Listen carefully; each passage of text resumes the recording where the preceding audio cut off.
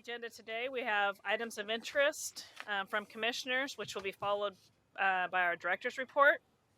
We will then have a hearing and recommendation on the Southwest Stark Street renaming. If you are here to testify that, please go fill out a testimony card. It should look like this one, green, and bring that up to Julie. That will be followed by a continuation of our hearing on the residential infill project. If you're here to testify on that, please also fill out one of these, but a different color. I have no idea what the color is going to be yet. Our goal is to be adjourned by 8 p.m. tonight. Okay. I'm just kind of quickly checking my notes here. That's good. So, items of interest. Go. Is that a hand up, Eli? Yes. Yes. Hi. Hello. Welcome. Thank I say you. welcome to Eli, too. About 1 month from today, I and some others will be leading a epic urban street tree ride as part of Pedalpalooza. And I invite everyone to come check out urban street trees from Central City downtown to mixed-use corridors to Coley neighborhood to educate ourselves firsthand about the role trees play in the urban treescape and to get educated about upcoming decisions that Portland is going through coming up this summer, starting this summer, about trees in the right of way, where decisions get made about how trees balance against other calls in the right of way, including BES, PBOT, and forestry, to make those decisions made. So if you'd like to join in, it'll be Father's Day, Sunday, and based on past attendance on these things, we have a great group of leaders, including arborists, neighborhood activists, transportation walks, and we'll have hundreds of people come join. Thanks. Pedalpalooza calendar. Fun. Any other items? I have a quick one. Yes, go ahead, Jeff.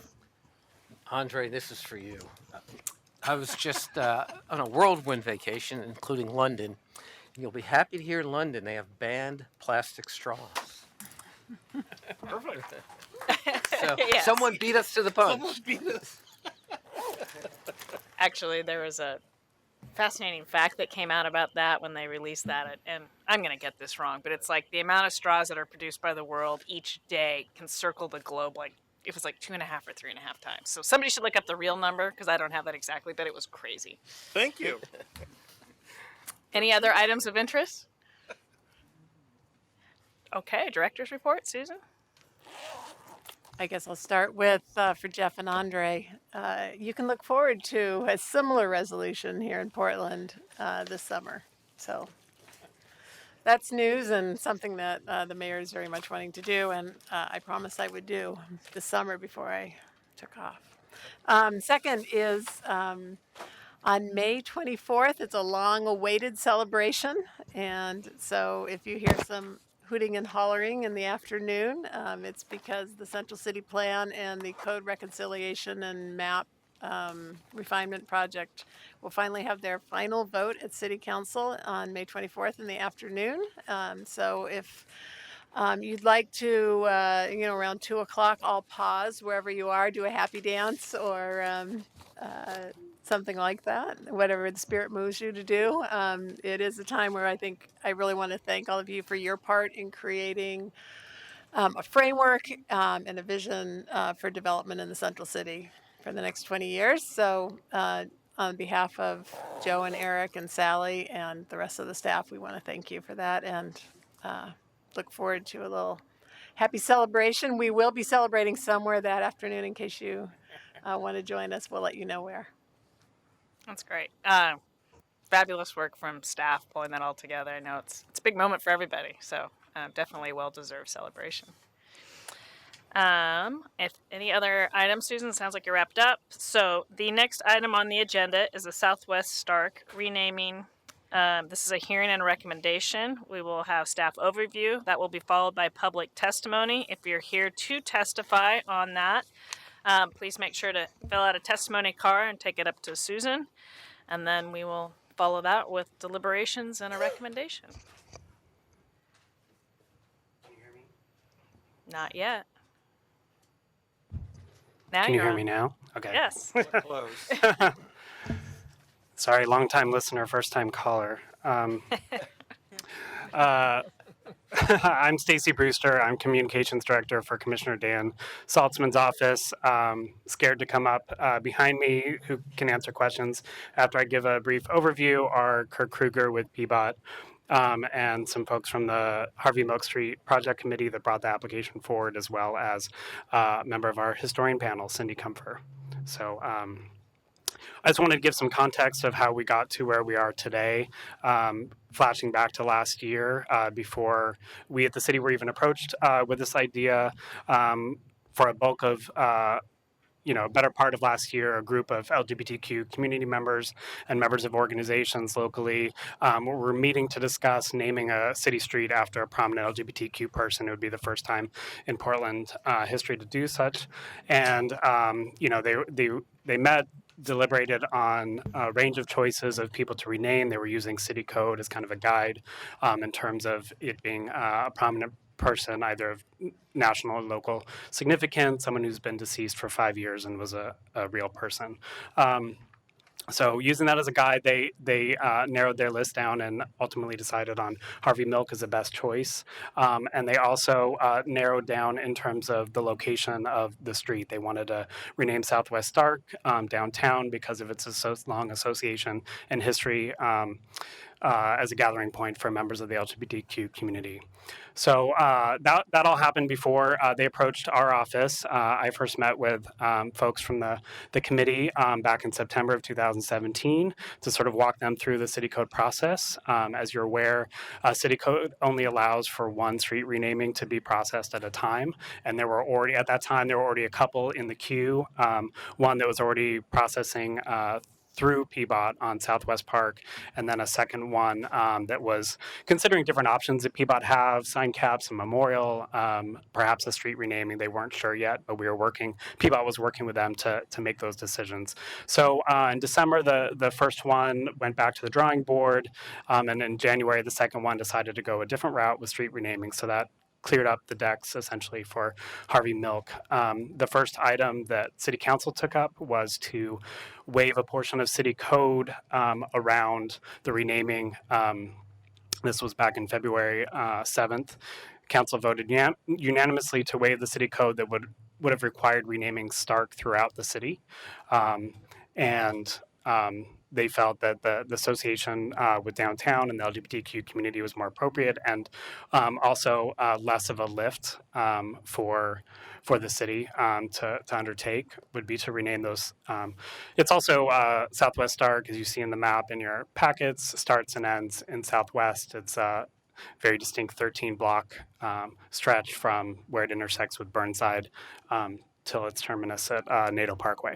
So just those 13 blocks of Southwest Stark. So we passed that unanimously in February. That allowed the committee to begin collecting signatures. City Code allows 6 months for them to collect 2,500 signatures. They came back to us with over 2,800 in around 3 weeks. So really, really engaged and active on this. We were thrilled to get them back so quickly, and we immediately went through the next stages in the process that all happened simultaneously and are the results of what in your packet. Dan Saltzman, as commissioner in charge of PBOT, appointed a historian panel. They met publicly last month, and they sent their letter of recommendation to you.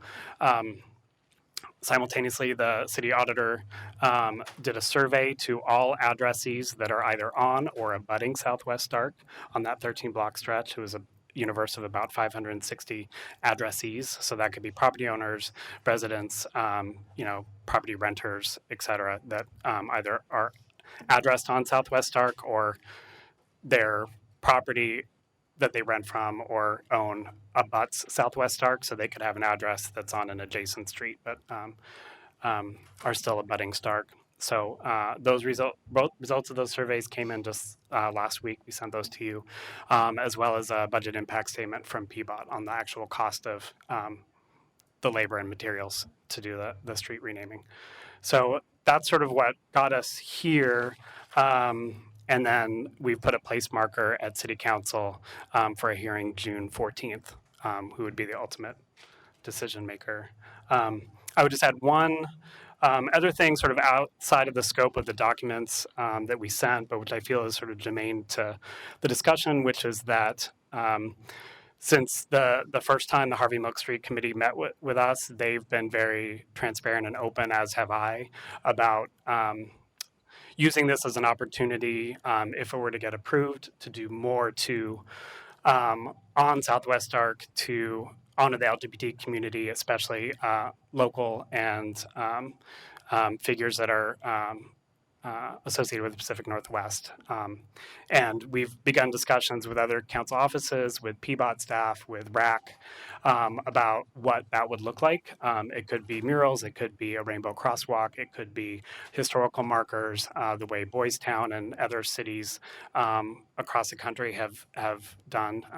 Chicago actually has the sort of a one-of-a-kind outdoor LGBTQ museum, essentially, on City Street. So we're in the early stages, just batting around different ideas, but it has been our intent to use this as an opportunity to raise awareness, because a lot of gay-owned businesses have left Stark over the years, and so it's a bit to honor the legacy of what was there and the importance of that street.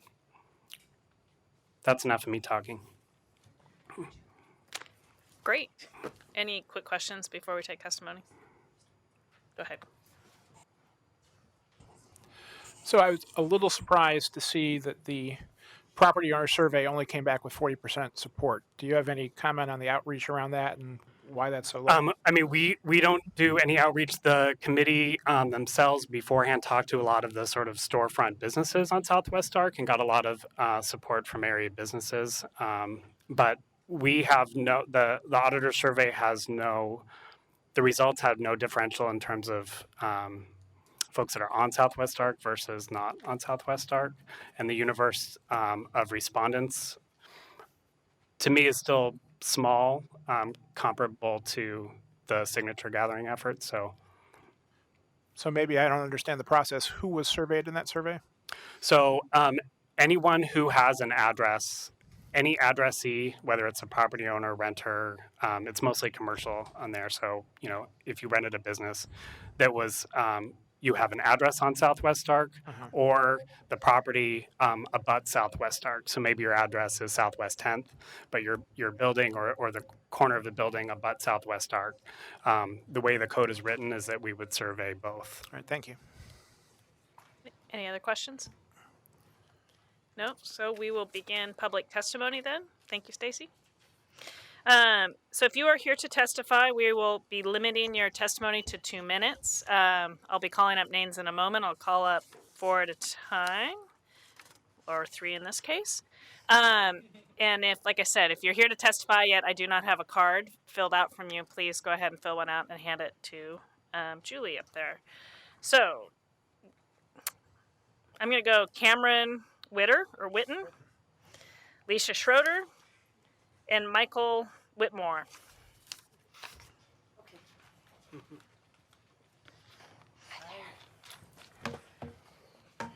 Great, thank you. Thank you. Should I start? Sure. Okay. In answer to your question, 35 out of 42. Name, please. Oh, Lisa Schroeder, owner of Mother's Bistro and Bar, located on Stark Street. 32 out of 45 businesses surveyed approved of the idea of the name change. In answer to your question about why not so many owners, I want to point out that we surveyed some of the owners, and there was one particular owner that happens to own the majority of the businesses on Stark Street, who was the only one that wasn't in favor, and that might be reflected in the number you have. It was one particular owner.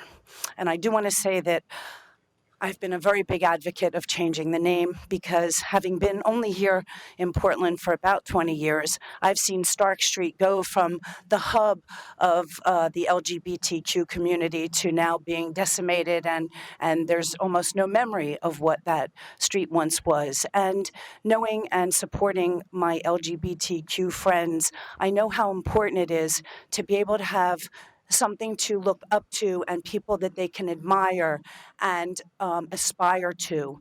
And Harvey Milk was a great leader, and I believe that the youth deserve to have a street named after someone that was significant and came out and was owned his LGBTQ-ness.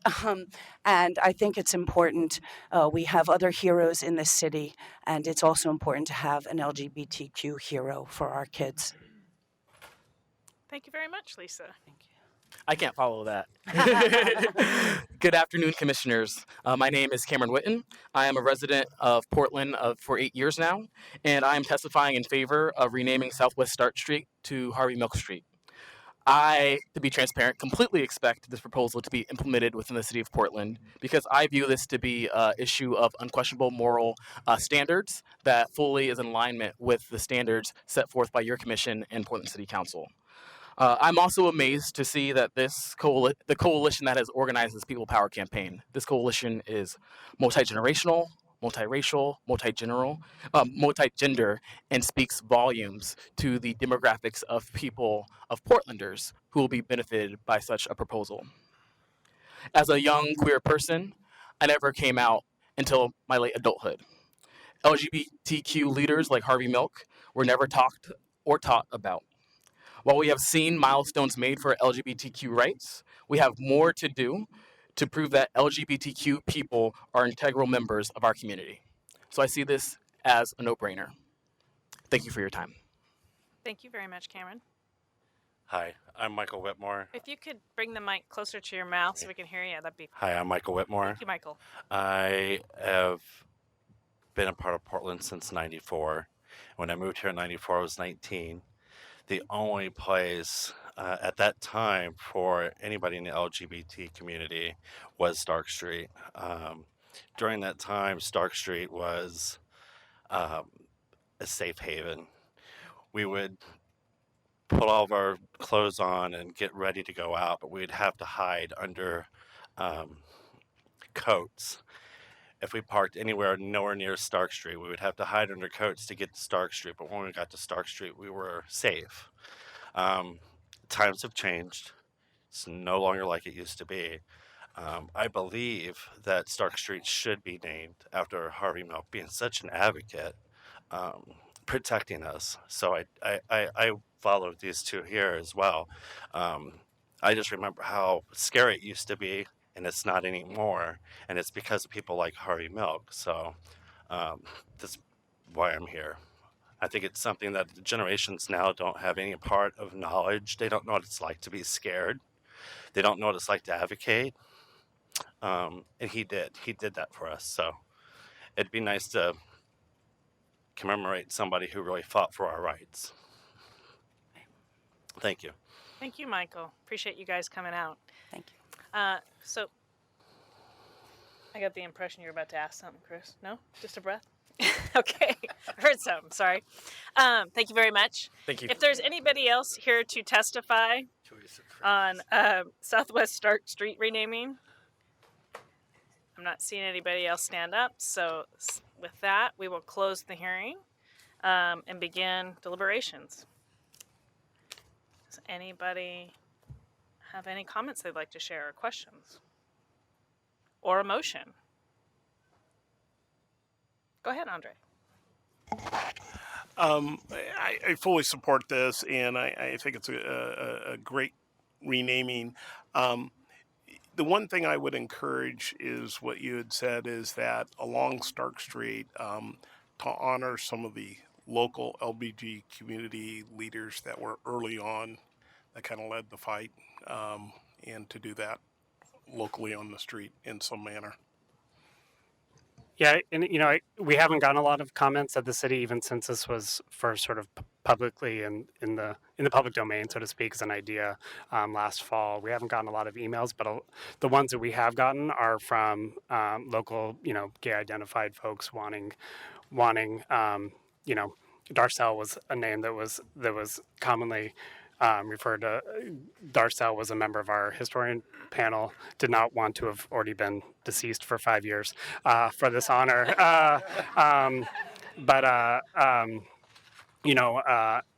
That's why I mentioned the other intent of us, and I know Peabody is committed to that as well. So the hearing's closed, but I could open it back up if it's really important. I was just going to answer his question, but It's fine. My question? No, his question Okay. about activating and doing other things on I the can street. open it back up. Why don't I did want to let you know that we're very honed in on honoring other members of our community and talking about things like park benches, statues, and other ways we can activate the street to specifically honor locals, because that is very important, and we did hear that. Thank you very much. Thanks, and I Lisa. will close the hearing again. But thank you. I don't know. Maybe not. I saw Design Commission does it, so I thought, why not? So anyway, any other questions or comments? I'll just gonna real quickly piggyback on Andre's comment. It was my first kind of reaction of, isn't there somebody local to celebrate? So it was great kind of hearing that, and it's great hearing that there is going to be efforts to kind of do that and celebrate and take this further. Any other comments, or do I have a motion? Thank you, Chris. I can tell if my mic's on. There we go. I move that we endorse and support the application to rename Southwest Stark Street to Harvey Milk Street and recommend adoption to City Council. Second. Okay, this motion has been put forth. Any further discussion? I'm not seeing any, so Julie, let's call the roll. Okay. Backrack, Yes. Baugh, Yes. Bordelazzo, Yes. Hauk, Yes. Larcel, Yes. Rudd, Yes. Smith, Yes. Spivak, St. Martin, Schultz. Yes. Motion passes. Have a great time at council. Thank you. Thank you.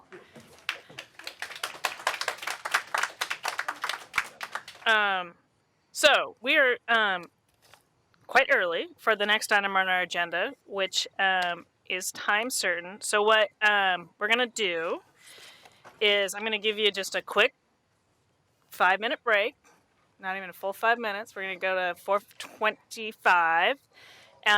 If everyone can come back here, we will start early. I promise anybody who was in line for testimony that come 5, I will hold those first testimony cards and start over with those who were not here at 5. So they have, they get to start right away. So we'll take like I said, a few minute break here and then get ready to roll with testimony for the residential infill project.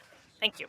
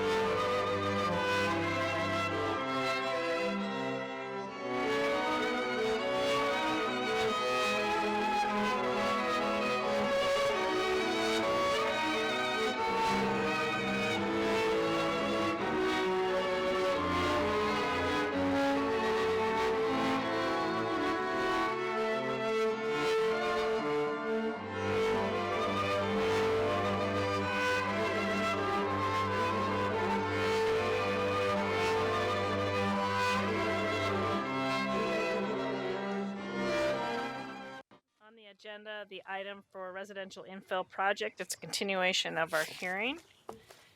We're going to get started with an introduction from staff. This is, as I mentioned, it's a continuation of the hearing, and there are a lot of people who have signed up to continue to testify. So we will be limiting testimony to 2 minutes. I will hopefully politely, be cutting you off at 2 minutes or reminding you that your time is up. So please be respectful of that. We heard testimony from 53 individuals last Tuesday. We have received over 600 pieces of written testimony via the MAP app as well. Before we begin with testimony, Morgan Tracy will give us a 5-minute refresh of the proposal.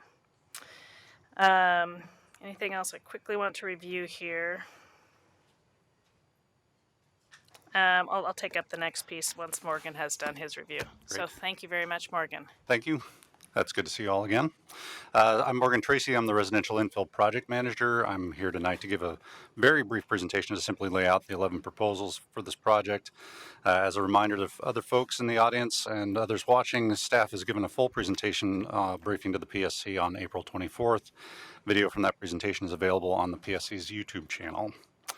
So as you know, this project consists of 3 project topics addressing the scale of houses, increasing housing options, and improving narrow lot development.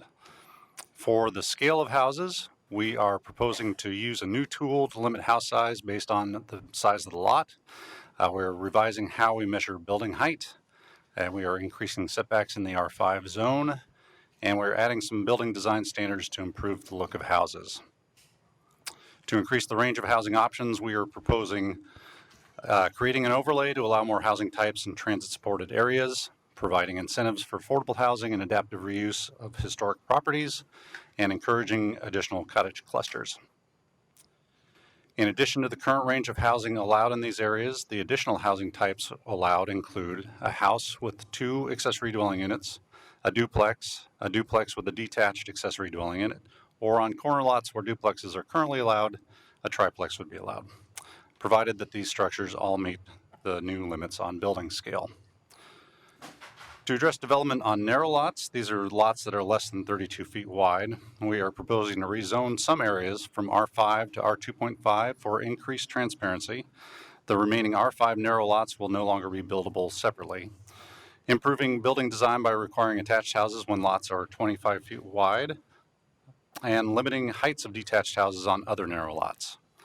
We are also looking to revise the rules for R2.5 zones to require 2 units on vacant double-sized lots. Those are lots that are at least 5,000 square feet, reducing minimum lot widths from 36 to 25 feet in R2.5 land divisions, and allowing flag lots using property line adjustments when an existing house is being retained.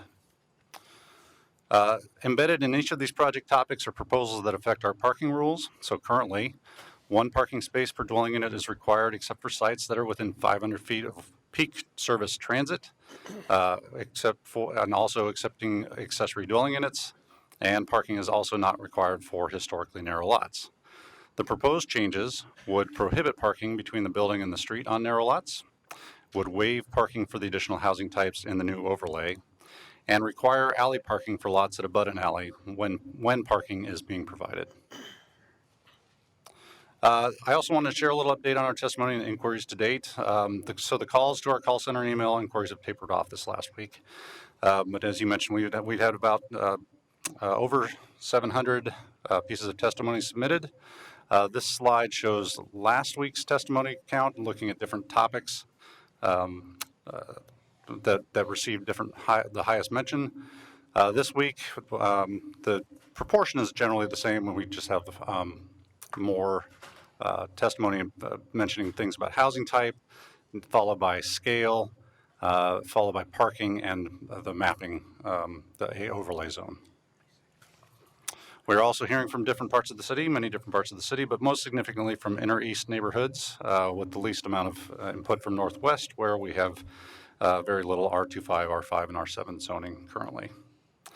So with that in a flash, I will leave you with a snapshot of our 11 proposals, which correspond to the 8-page summary document for reference, and turn it over to our testifiers. Thank you, Morgan. So we did have, real quick, any questions for Morgan before I move on? Yeah, just a real quick one. Go ahead, Katie, and if you could speak into the mic. Yeah. I see it's all turned around. It's not going on. It's on. It's on. Just Oh, okay. I'm sorry.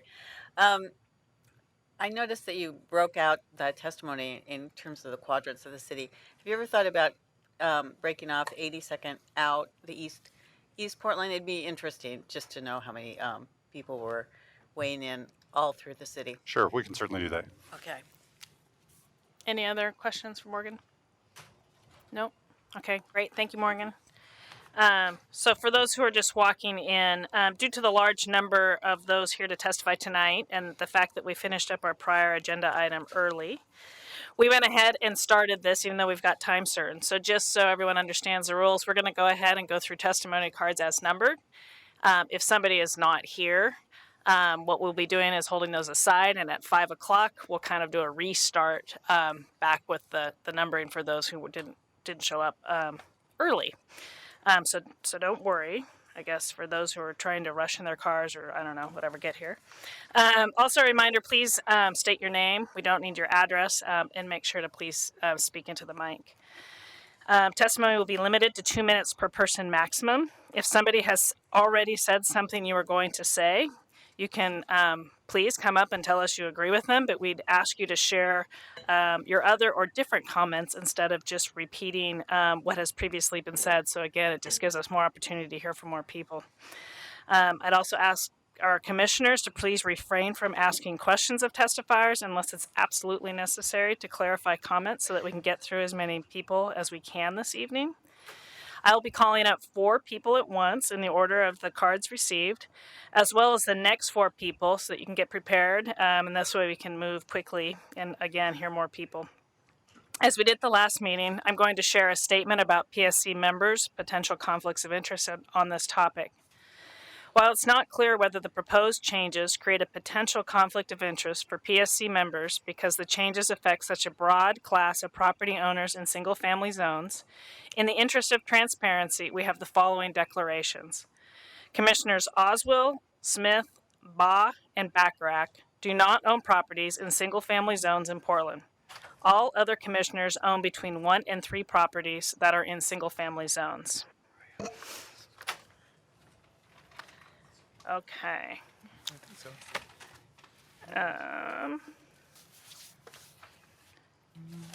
Julie, sorry, I think it's yours. Kind of going through my paper notes because I know I have it somewhere. We had some invited testimony first. If I remember correctly, it was Kim Talent and Kristen Miner. So if either of you are here, looks like we've got one of you. That'd be great. Thank you. Go ahead and start. Hi, I'm Kimberly Talent. I'm the Division Manager of Land Use Services in the Bureau of Development Services.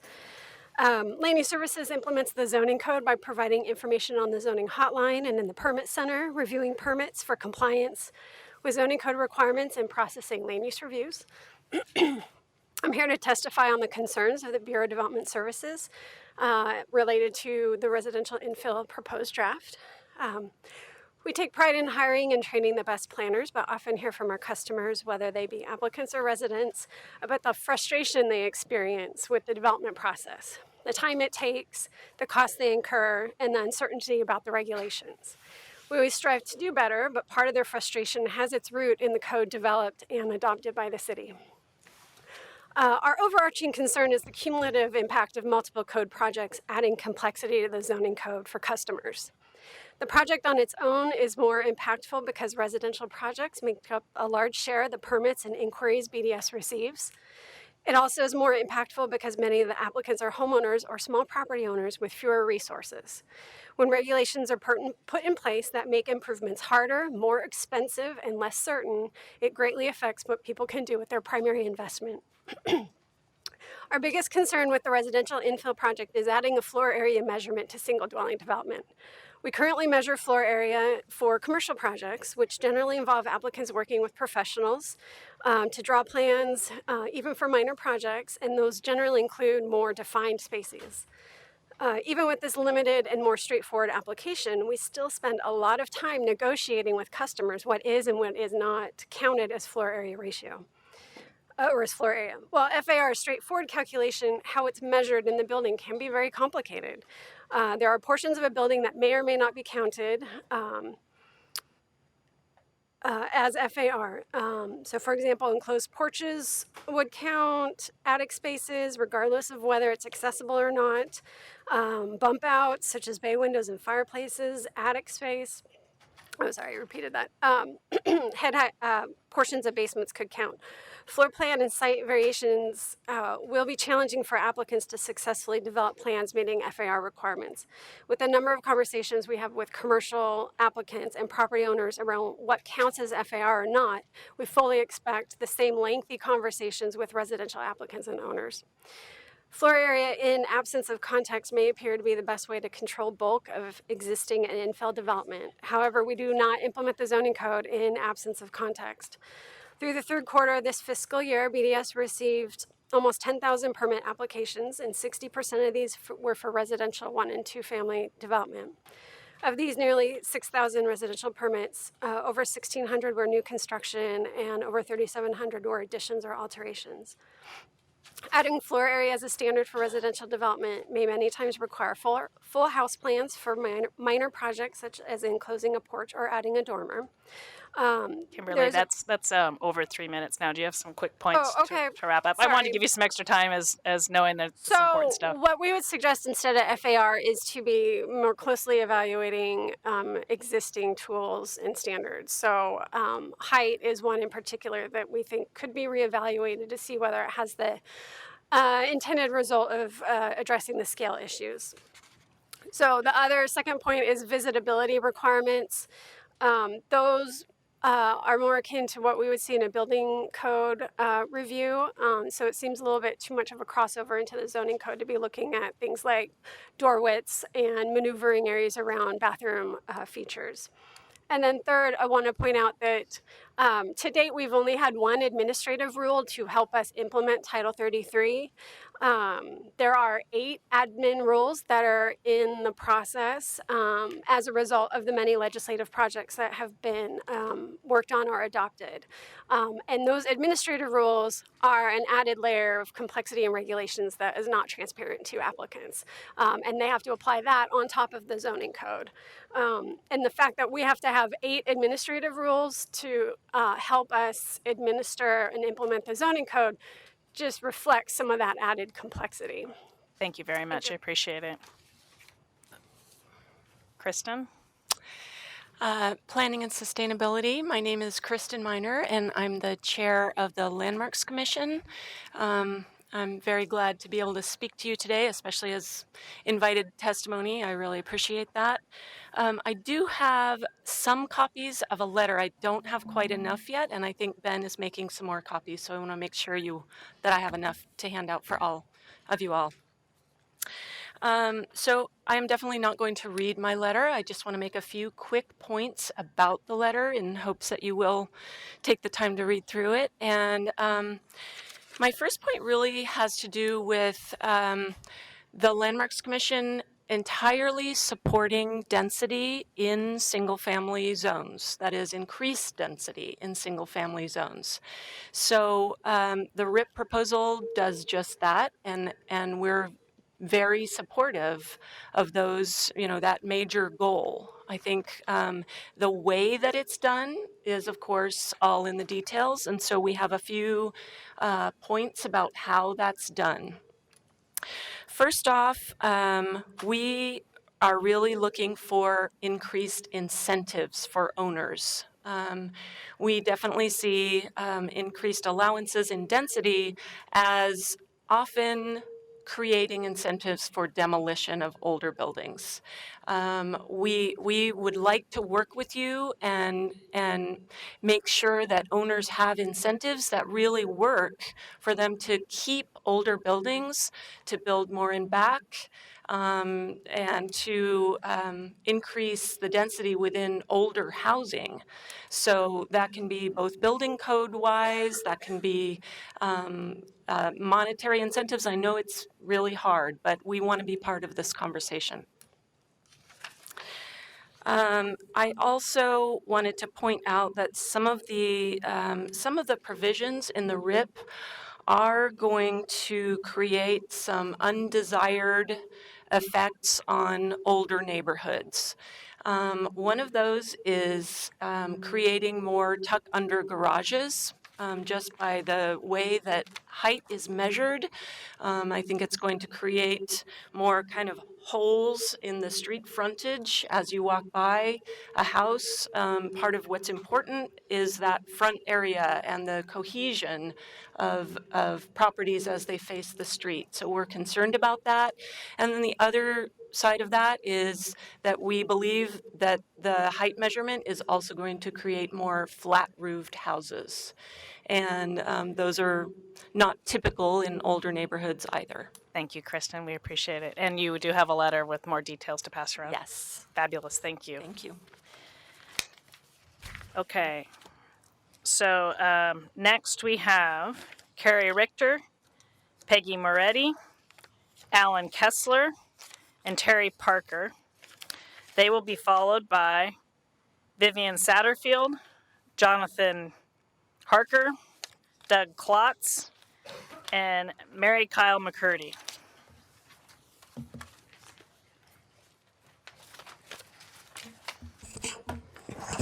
Oh, Peggy, sorry. That's okay. Let me cut you off. It's okay.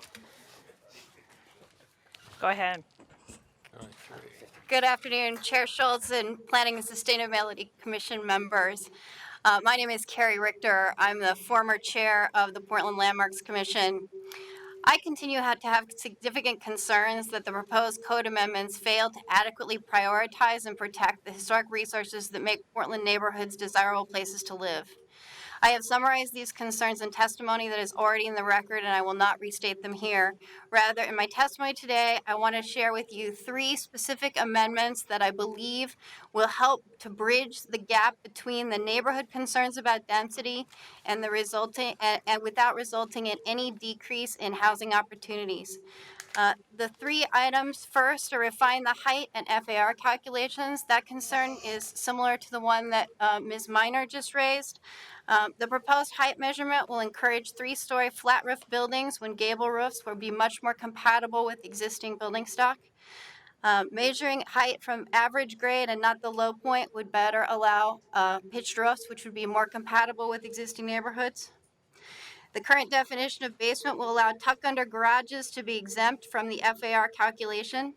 Tuck-under garages deteriorate the pedestrian realm and lead to awkward housing configurations with front doors that are elevated much higher above the street than the neighboring homes. Street-facing tuck-under garages should not be considered basements and should count towards FAR. If parking is required or desired, parking in the front setback should be allowed rather than tuck-under garages. I've included some photographs in my materials that suggest that these garages are not being used to park vehicles, but are instead residents are parking on the pad out in front in any event. The second issue I think that you should consider is that old house preservation is essential to a successful affordable housing strategy. The limitations on alterations and demolitions of designated historic resources is good and should be kept. However, the city's historic resource inventory is 34 years old and not reflective of all Portland communities. If the PSC decides to offer additional FAR beyond what is proposed by staff, only do so on vacant sites or sites containing a house that is younger than 75 years old. Thank you, Carrie. We Thank appreciate you. it. Hi, I'm Peggy Moretti. I'm the Executive Director of Restore Oregon and representing that organization. I endorse the comments, previous comments from Landmarks and from Carrie here to my right. Restore Oregon is very concerned that what started out as a response to a demolition epidemic and the rampant replacement of modest price homes has morphed into a proposal that is not going to address the issues it was intended to address. Particularly our concerns lie with the overlay zone because we really think it's going to do more harm than good. It is not going to fulfill its intent. Everything that we analyze on this indicates to us that it does not really create affordable housing, does not curb the demolition epidemic or address the displacement of renters. It fails to provide real incentives to retain existing and naturally more affordable homes. It drastically changes the livability of neighborhoods, ignores aspects of the 2035 comprehensive plan, and is only going to net us out 200 additional units over 20 years. That just doesn't add up to us.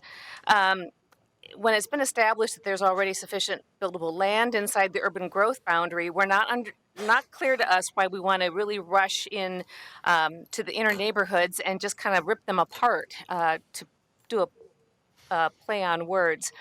We really do agree that neighborhoods and including historic districts need to evolve, and we really do support initiatives that will add density through ADUs and internal conversions and compatible infill on vacant lots. But we just don't see what is inside of this proposal is going to curb the demolitions and have any kind of an effect on affordability. This idea that building huge numbers of houses is going to somehow trickle down into affordability would indicate that then San Francisco's median house price shouldn't be $825,000 because that's what they've done. They've just built a whole ton of expensive houses. So we strongly urge the city to do some homework. The data that is being hasn't been analyzed is pretty stunning, given things that like what Meg Hansen has put together that's been passed around the last few days. We need to really understand what the consequences of this will be, weigh the consequences, pull back to the transit corridors, and really, really beef up the incentives for retention of existing housing and really and dramatic incentives for more affordability. Thank you, Peggy. Thank you. Please hold your applause. We're going to be able to get through a lot more people if we can just kind of keep rolling. Thank you. Terry. Yes, my name is Terry Parker. I'm a fourth-generation Portlander. Not unlike San Francisco and Seattle, Portland has a housing affordability crisis. Helping to drive the Portland crisis is a property tax affordability crisis. Year after year, property taxes are increased 7, 10, or 20%. Rents are increased, senior homeowners are forced out, and housing for people on another rung of the income ladder becomes unaffordable. Some type of homestead property taxpayer protection is absolutely needed. You can't destroy a village with the expectation of saving it. One of the things that makes Portland an enticing, livable city is the preservation of older and established single-family home neighborhoods where kids can learn about nature in their own yards under big, mature trees. Anything such as placing density over the quality of life taints this through-the-lens image of our popular city. Some people say this is NIMBY talk. So be it. But it is also about preserving a quality of life urban landscape for future generations. Any expectation of housing affordability by building anew on the wreckage of demolished, older, viable, and often the most affordable homes is a pipe dream. Only big box structures pencil out. Instead of RIP referring to ripping apart desirable, diverse, and livable neighborhoods with out-of-context refill development, a consideration needs to be given to the concept of RIP and the A overlay being applied only to areas that have undeveloped lots and vacant parcels of land, such as in East County. RIP could then be a catalyst for investments to develop complete neighborhoods that include jobs, community services, and infrastructure upgrades. Finally, with a growing population and congestion crisis, the city also needs to make more room for cars. The reality is cars are going to be around for the foreseeable future. So as not to create a parking crisis, any new residential development must include adequate off-street parking that has overnight charging connectivity for electric vehicles. 59% of low-income people drive to their place of employment. It is utter fantasy to think bicycles will replace the freedoms and independence associated with owning a car. The equity needed here is to start charging adult bicycle users that would totally fund 100% of the costs for the privilege of having specialized bicycle-specific infrastructure. Thank you. Thank you, Terry. Vivian Satterfield, Jonathan Harker, Doug Klotz, and Mary Kyle McCurdy.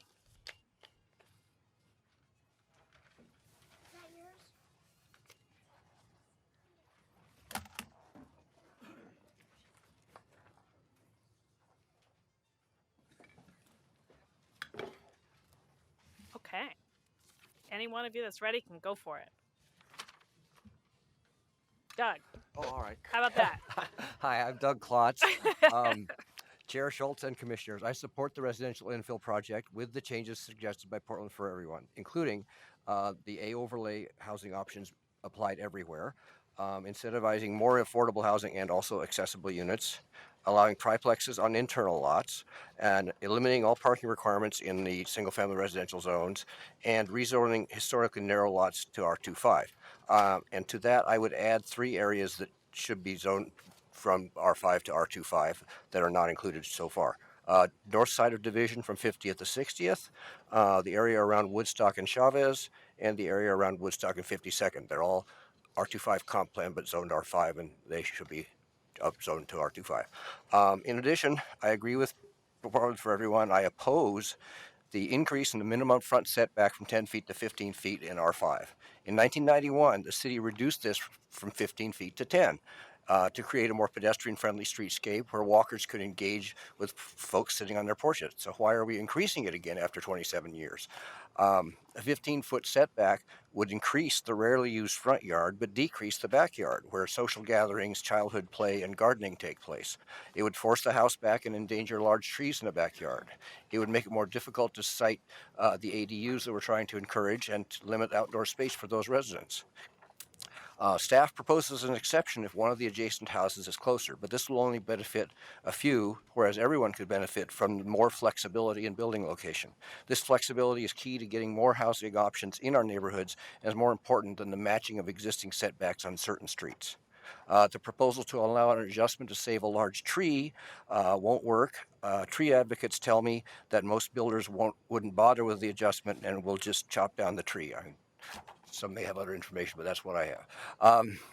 Keeping the setback at 10 feet is simpler for everyone. It has the support of the 34 organizations in the Coalition of Portland for Everyone, including Oregon Walks and low-income housing developers, as well as the support of the Small Developers Alliance. So Thank you, Doug. please keep the 10-foot minimum in R5. Appreciate that. Go ahead.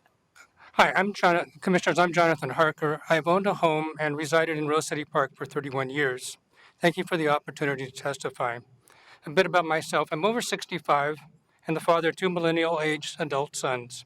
I retired a few years ago as the City of Gresham's planning director, enjoying a 27-year career there working on the same planning issues that Portland has gone through. I commend you and your staff's work. I know how hard the work is and how difficult it is to make needed decisions as you plan not for just today's stakeholders, but for far in the future. I support allowing more housing options and unit count, reducing parking numbers, and incentivizing affordable and accessible housing. But to have that happen equitably and in meaningful numbers, changes to the proposal are needed.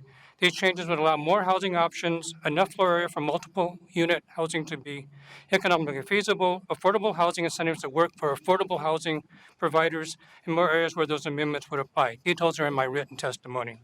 You heard from my neighborhood association, whose board opposes any meaningful changes. Concerns and folks about too many people, not enough parking, housing that looks different, or that it doesn't prevent a small house being replaced by a huge one.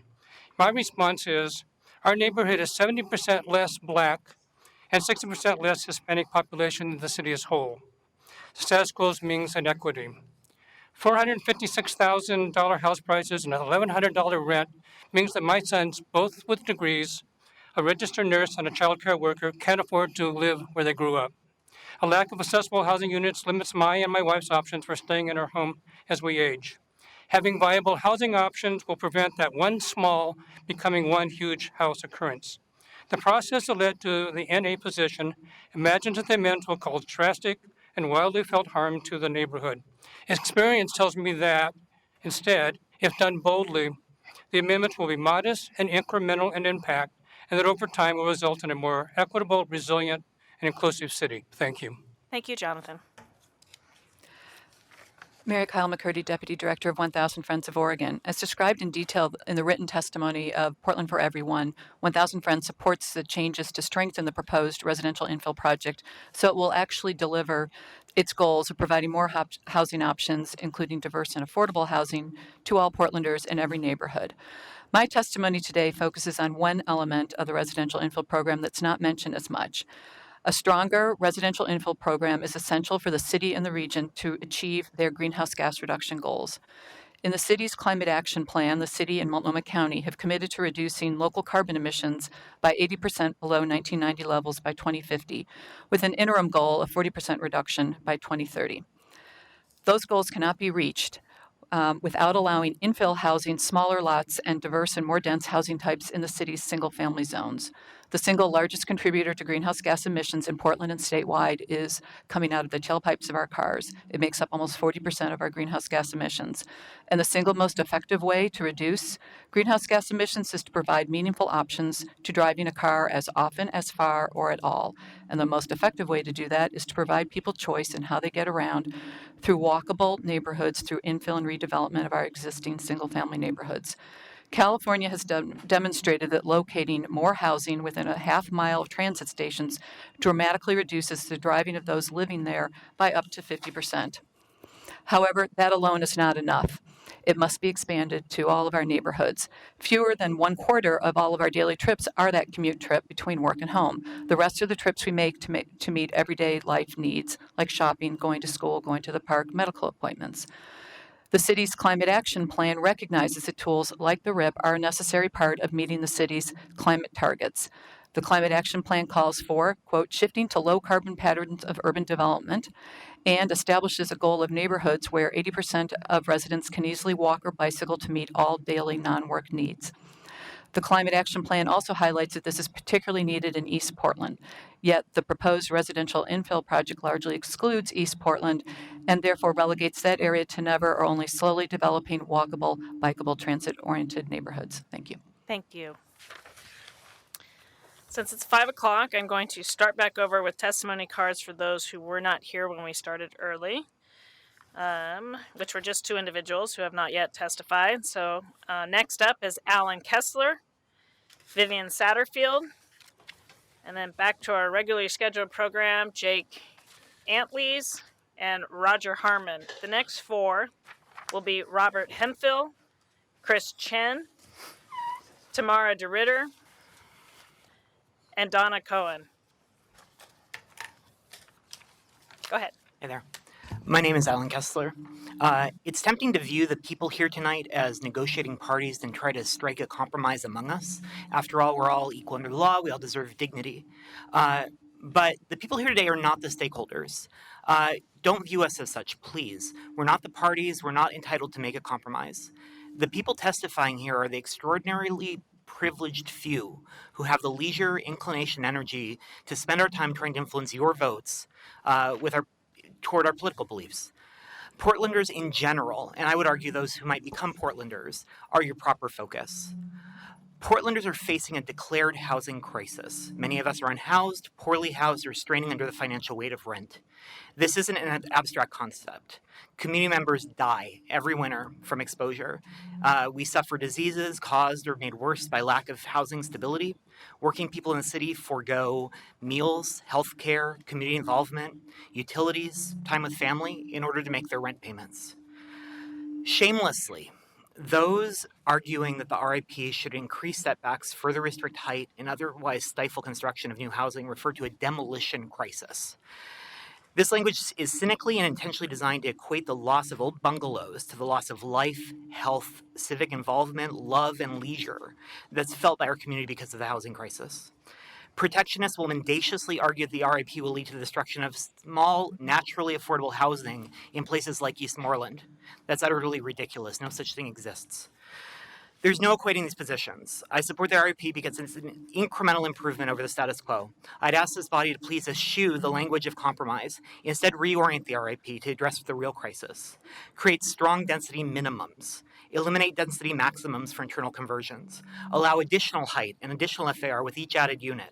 Legalize fourplexes everywhere.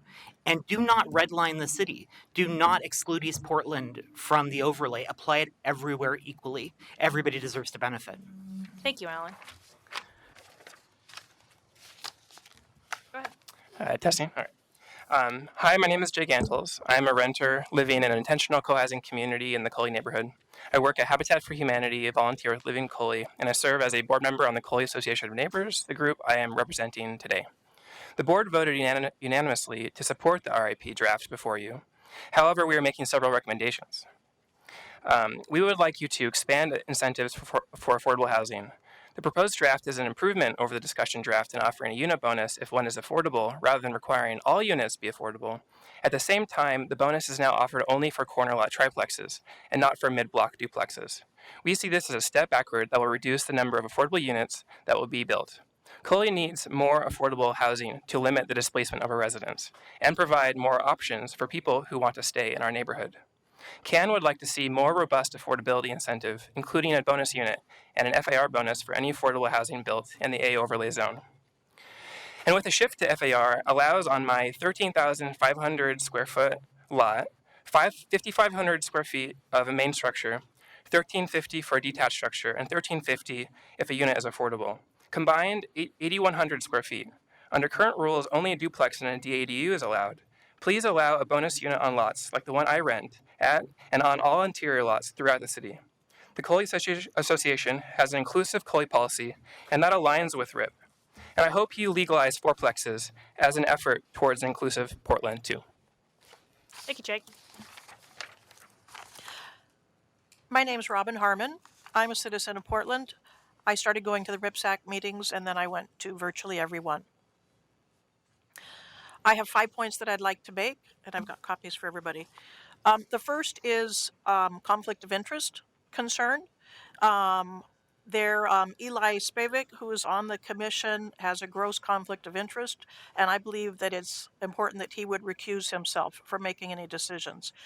His company sells and profits from the so-called, specifically middle housing units. He was also on the RIPSAC, and then when he was appointed to the Planning Commission, he should have resigned, but spent months lobbying for housing. He's also the driving force behind the group that you'll see well represented today, and that just doesn't seem appropriate. Number two, the group that you will see well represented today, who they're very well-meaning, and I know that they hope that it's going to create affordability, but the proposal as stands will not create affordability for most people. The proposal does nothing to encourage retention of existing relatively affordable homes. The most affordable home is the one that's already standing. In my neighborhood, in 2016, a 240,000 home was demolished. Two houses put up. An ADU that was 700 square feet just sold for $425,000. The larger home, which is not even large, $825,000. The city needs to encourage development of new, complete neighborhoods. Number three, the proposal does not support the 2035 comp plan. The comp plan's focus is density around centers and corridors. Dispersed density is contrary to that well thought out and vetted concept. The overlay is being abused. Scattershot density creates more auto-dependency. The gross overuse of overlays misses the intent of missing middle housing. The missing middle housing is designed to transition from higher density into single-family neighborhoods. The overlay promotes helter-skelter development with multi-units allowed randomly throughout areas of single-family homes. Many of us believe that this is primarily just a land grab. Thank you, Robin. Good afternoon, Commissioners. I'm Vivian Satterfield, the Deputy Director of Opal Environmental Justice Oregon. You'll have to pardon my disheveled look. I raced here from 82nd and Powell, where my office is, in order to come testify before you today. I was going to prepare comments, but I'm just going to speak to you because I'm having a reflective moment today. Tomorrow, I'm about to be sworn in as the newest commissioner on the Board of Commission for Home Forward, our region's affordable housing authority. And, you know, I've been doing work around the intersection of housing affordability, access to transit, and building power in environmental justice communities for low-income communities and communities of color for a decade I've been here in Portland. We've been talking about housing affordability for a very long time. There's many of you who have had the pleasure of working with and serving on a variety of commissions, special projects, and campaigns like that of inclusionary zoning. And so, you know, I'm here today just to speak directly from the heart that we've got to do everything we can to try to expand opportunity, to have opportunity for someone to call Portland a place they can call home. Every summer, I dread how many times I have to help my members move. Our members are being displaced. These are the disabled, these are the elderly, people with large families, undocumented families. I've personally helped move too many of my members during my workday because of housing affordability. So I do believe that increasing the density in our communities, and especially East Portland, where increasingly our communities are being pushed out to, really has to be a part of this proposal. So I'm glad to see that we have gone through this robust process to get to this point. We can and should be doing more. I urge you to push this to the furthest limits of our capacity. Please. Thank you so much for your efforts and for your time. I'm going to do everything that I can, and I know that you're here to do everything that you can as well. I appreciate it. Thank you, Vivian. Quick question for Vivian. And yes, I'm kicking him under the table. Congratulations on your appointment. Thank you. I'm glad to have you serving there. So a lot of concern has been expressed in testimony that while this may produce housing units that are more affordable than they might be otherwise, they don't get anywhere near the 60% MFI targets that we so desperately need to fill. So in your frame, how do we think about that? I think we should be doing everything we can. I mean, we're about to talk about a regional bond and to help drive that at the deepest levels of affordability, which is the hardest sort of housing to build, the 0 to 30%. The recent state of housing report from the Portland Housing Bureau clearly outlines how we're losing affordability for middle income households, but really the ones who are bearing the brunt of this are those with no incomes, and we've lost affordability completely for our communities of color, especially the African American community. So I think this is just, again, one piece of the comprehensive efforts that we all need to be doing. Thank you. Thanks. Next is Robert Hemphill, Chris Chen, Tamara DeRitter, Donna Cohen. After those four will be David Rosenfeld, Tim Miller, Leon Porter, and Sarah Ian-Rowan. I did not say that right. Roning. Well, you're going to correct me when you get up. Okay, let's go. Good afternoon. My name is Robert Hemphill. I've been a resident of the Elliott neighborhood for 3 years and a resident of Portland for 4 years. And I'm here to testify generally in support of the residential infill policy, but to advocate for the changes proposed by Portland for Everyone to make this a more robust policy. I'm 29 years old. I've worked white collar jobs since I was 21, and I'm still years away from being able to own a home in Portland. I've done searching, and there just isn't anything affordable with the down payments that one can save up for at this rate. And I believe that the residential infill policy will allow more housing options that, while they're never going to serve the lowest income in our community, they're going to serve the middle class, and they're going to make the ability to have more housing will help everyone to make the dirt cheaper underneath it all, right? The land's the problem, not the house. And so this policy, I think, is really going to help me. I live in a house with 4 other guys. We're all going to have a chance to own a piece of property in this city. I had the pleasure of traveling for 2 weeks and came back on Sunday and was flying in and saw Mount Hood, Mount St. Helens, Mount Adams, and the Columbia River. And this place is home for me. But I've seen people in my generation leave the city because they can't afford it, or think about the fact that they're never going to be able to afford a home here, and they can't lay down roots. And so what this policy stands for is that fact that we can keep building the community for future generations and for people that want to keep moving here, because it's a great city. It's got everything we want to offer. And so thank you for your consideration. Thanks for allowing me to testify. And again, I support this, but I hope the changes that Portland for Everyone has proposed will also be included. Thank you, Robert. Hi, I'm Tamara DeRitter. I am the chairperson for Rose City Park Neighborhood Association and a 35-year resident of the city. I do represent the Rose City Park neighborhood, and we have conducted a survey last November, which also supported the decision by our board this last Tuesday, which is requesting a minimum of a 6-month extension prior to conducting the final Planning Commission hearing on this topic. We just don't have enough time. Some of these members just received notice 30 days ago, and over 300 pages of documents, not even counting the appendices.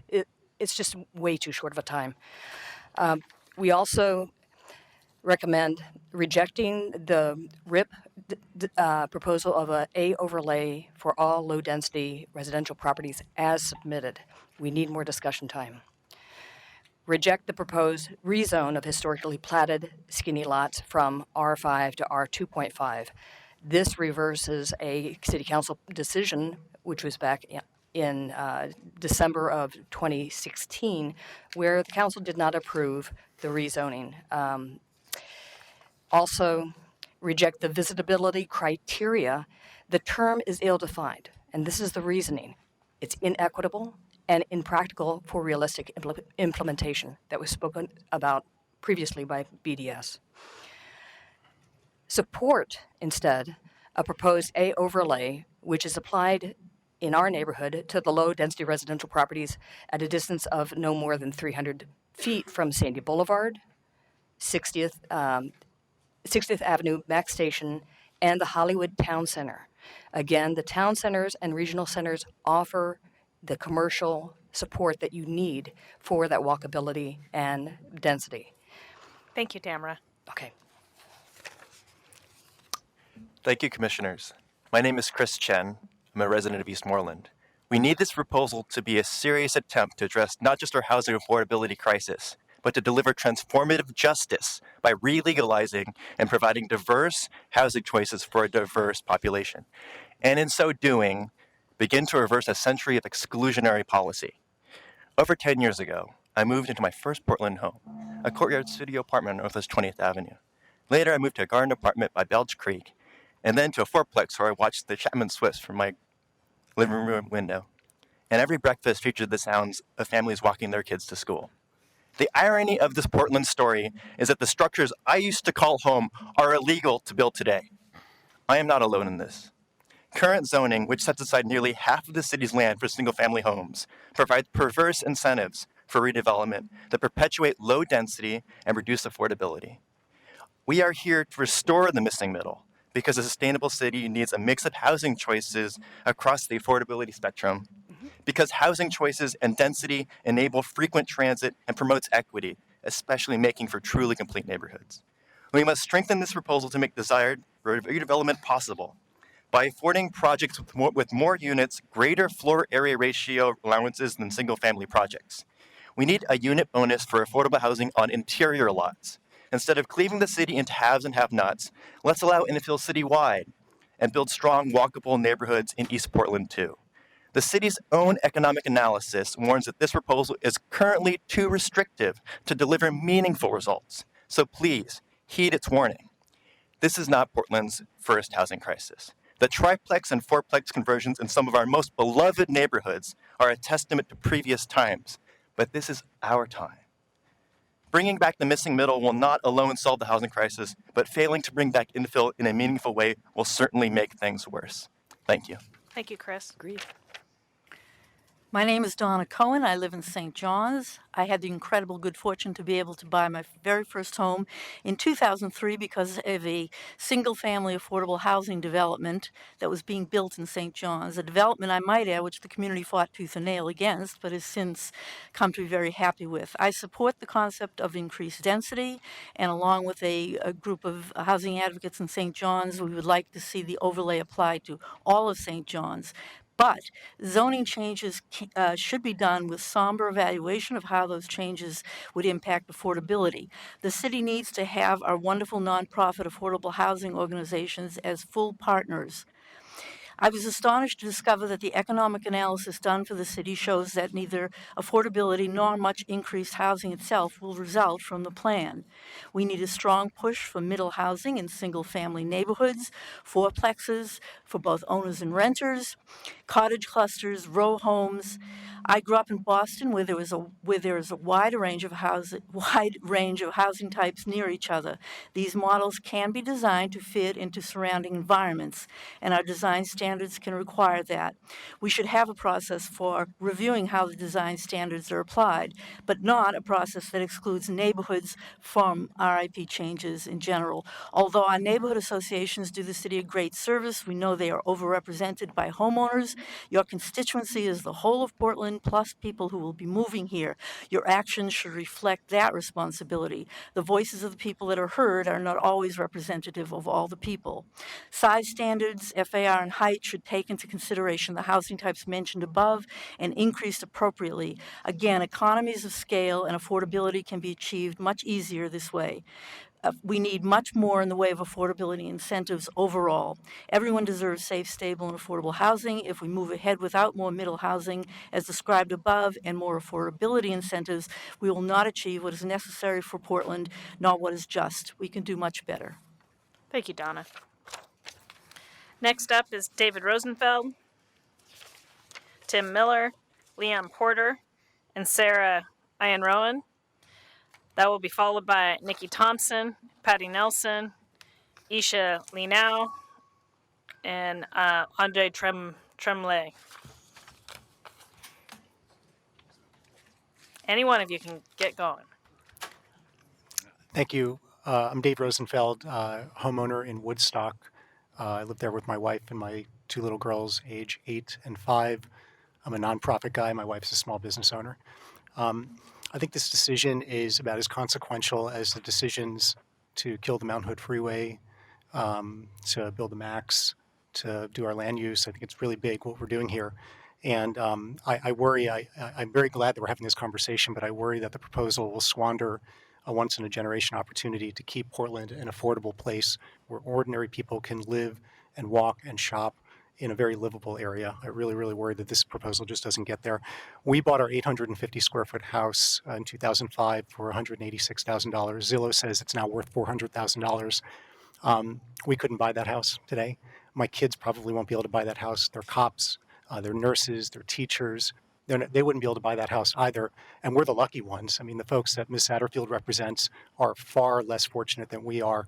And so the affordable Portland is disappearing right before our very eyes. And the tools to fix that are proven. We need more, just more different kinds of housing, duplexes, triplexes, granny flats, ADUs, cottage clusters, everything. We just need more of that kind of stuff. And we need to have incentives to build it, and we need to remove the barriers to build that. And this all used to be the norm. If you walk through Ladd's Addition, you can see all of this kinds of stuff. As a homeowner, that's very comforting because you can have that be very visually consistent and also beautiful. The draft acknowledges that, and that should be acknowledged, but the details just don't get there.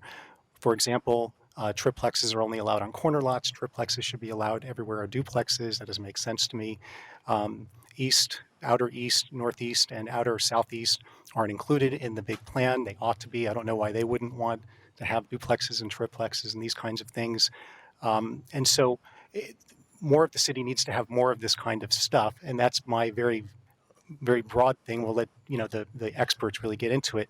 But I will just say that this is a real big choice, and we can either lock in the status quo and lock out a whole generation of people from the city, or we can make this a city for everyone. And I think that should be more of the kinds of stuff that's being proposed for everybody.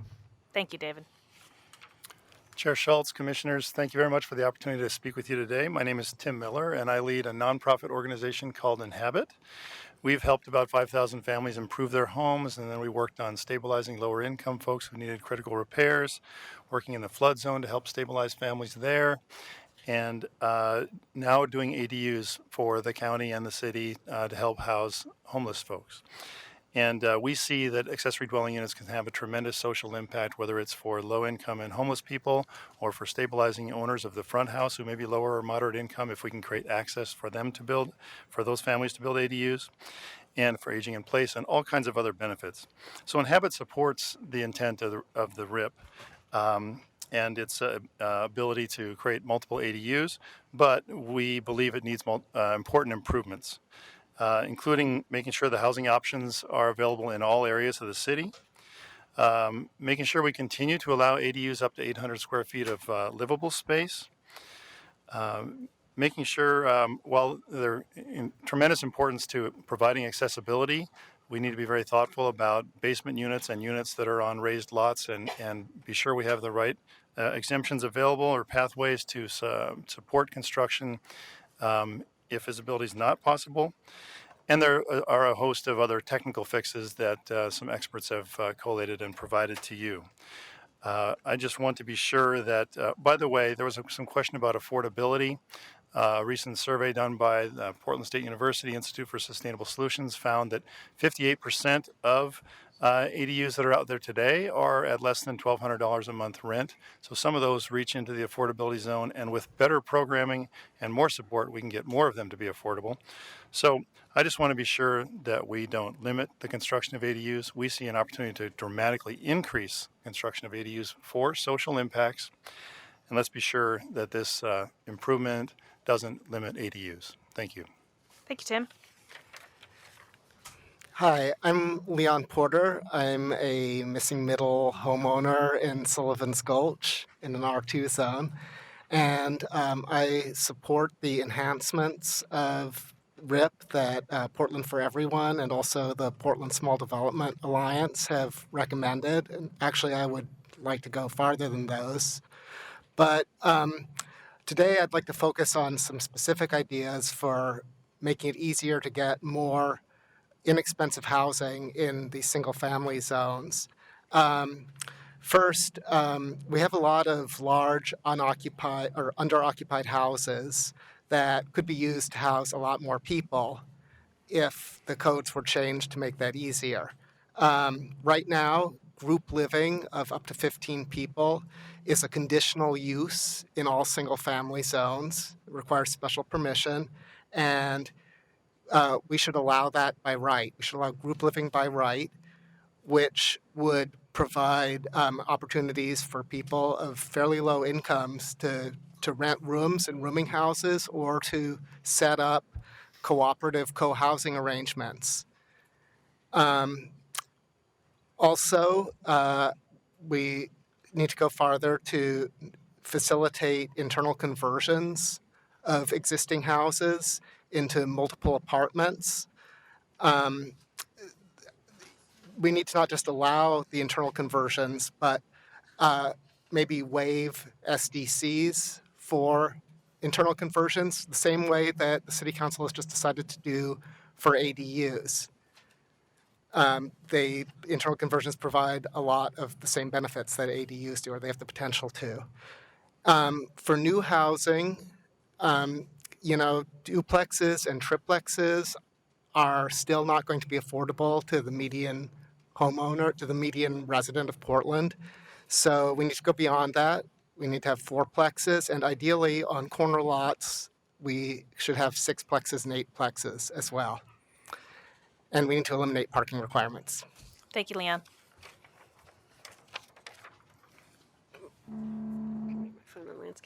Hi, my name is Sarah Iannarone. I know it's hard to pronounce. Not when you say it. Yeah, I've been using it for a while. Thank you for your service, first of all. I know being a planning commissioner is one of the most onerous civic tasks we have in our city. So thank you for listening to us, and thanks to everyone for turning out here. It's just amazing to see everyone's interest in planning a sustainable place for our residents. I rent currently in East Portland and own property in the Mount Scott Arleta neighborhood, but I'm actually speaking on behalf of people who haven't arrived here yet. I think it's something we need to be thinking seriously about. You're the Planning and Sustainability Commission, and we're thinking about accommodating growth for the future. I count myself among a populist uprising emerging nationwide, actually, comprised of people from across the spectrum mobilizing in support of inclusive development policies to arrive at humane and urgent solutions to our housing crisis. As this crisis unfolds, I anticipate our voices and our votes reshaping the political landscape for years to come. This is the beginning of something new. We are well represented here today by the Portland for Everyone Coalition. You'll know us by our blue buttons. This group has put a great deal of time and energy into reviewing this proposed draft, and I co-sign the recommendations they presented you via written letter today. I won't reiterate the details. Many of them will propose their own amendments. I'm going to leave that to them. But what I want to do is remind you, put on my planning doctoral student hat for a minute, and remind you of the importance of the role of planning per se in our sustainable future. Not every document is an act of legislation. We undertake planning as an act of aspiration. And this body, as the arbiter of our city's plans, is in many ways the steward of our city's dreams. And one dream that we've expressed through so many of our plans is ensuring that Portland is a place where everyone can prosper. So I encourage you to not water down these aspirations in advance by bending to protectionist concerns. But when you hit a fork in the road, please do not err to the side of caution, but aim for flexibility, adaptiveness, and responsiveness to changing conditions. And most importantly, think big and ask yourselves, does this decision make our housing easier and cheaper for people to access or harder and more expensive? Thank you, Sarah. Appreciate it. Thanks. Next to testify is Nikki Thompson, Patty Nelson, Isha Lenow, Andre Tremoulet. Thank you. Emily Kemper will be following. Maureen Anderson, Madeline Kovac, and Constance Bomat. Those are the next four after the current four.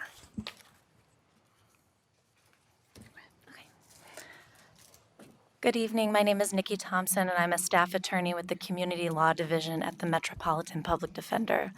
Our division is dedicated to reducing the barriers that keep people in poverty, and one of the areas I practice in is representing low-income tenants in eviction court in Multnomah County.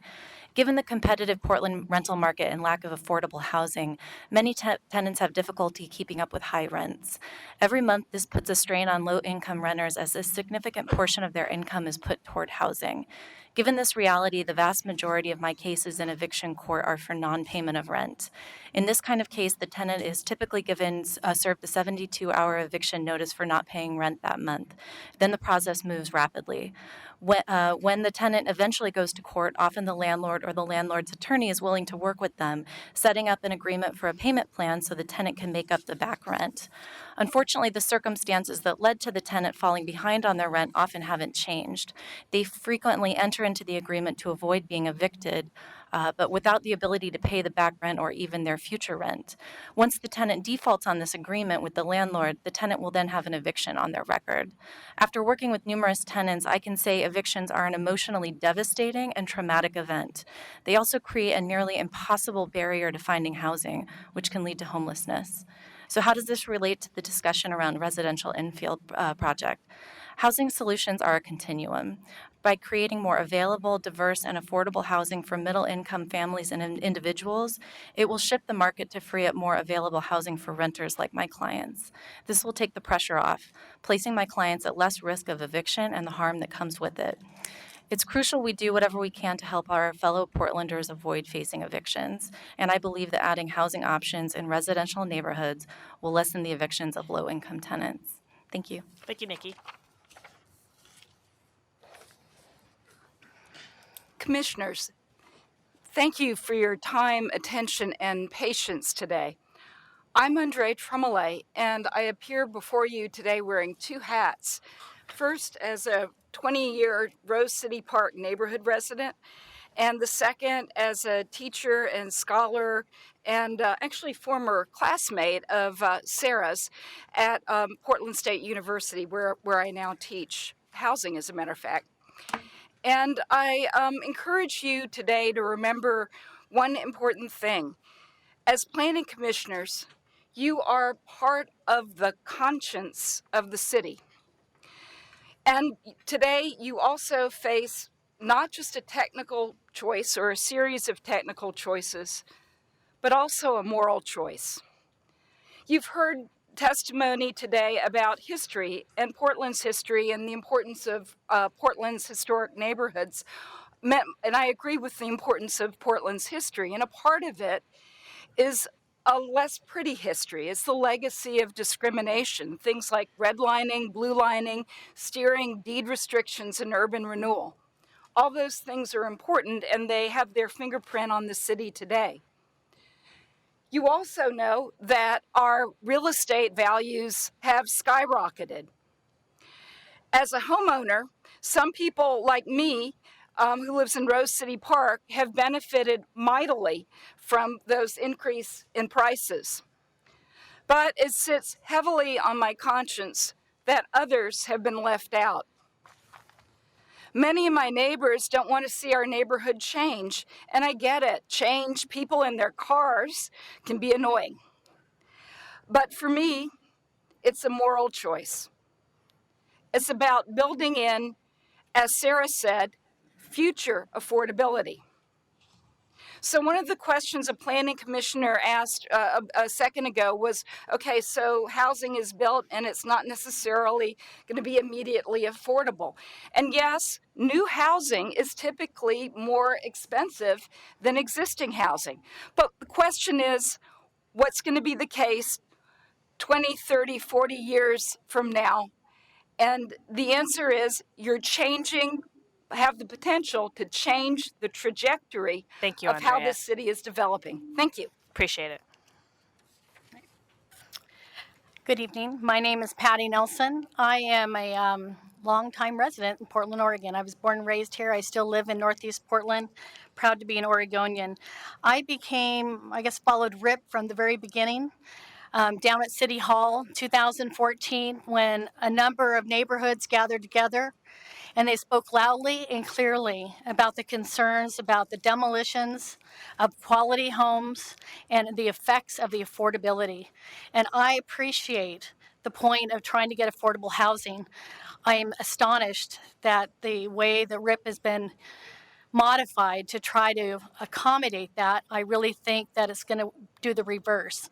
And I think Peggy Moretti, I'm just going to highlight her, I think she spoke eloquently to some of my concerns. So I want to jump into my testimony.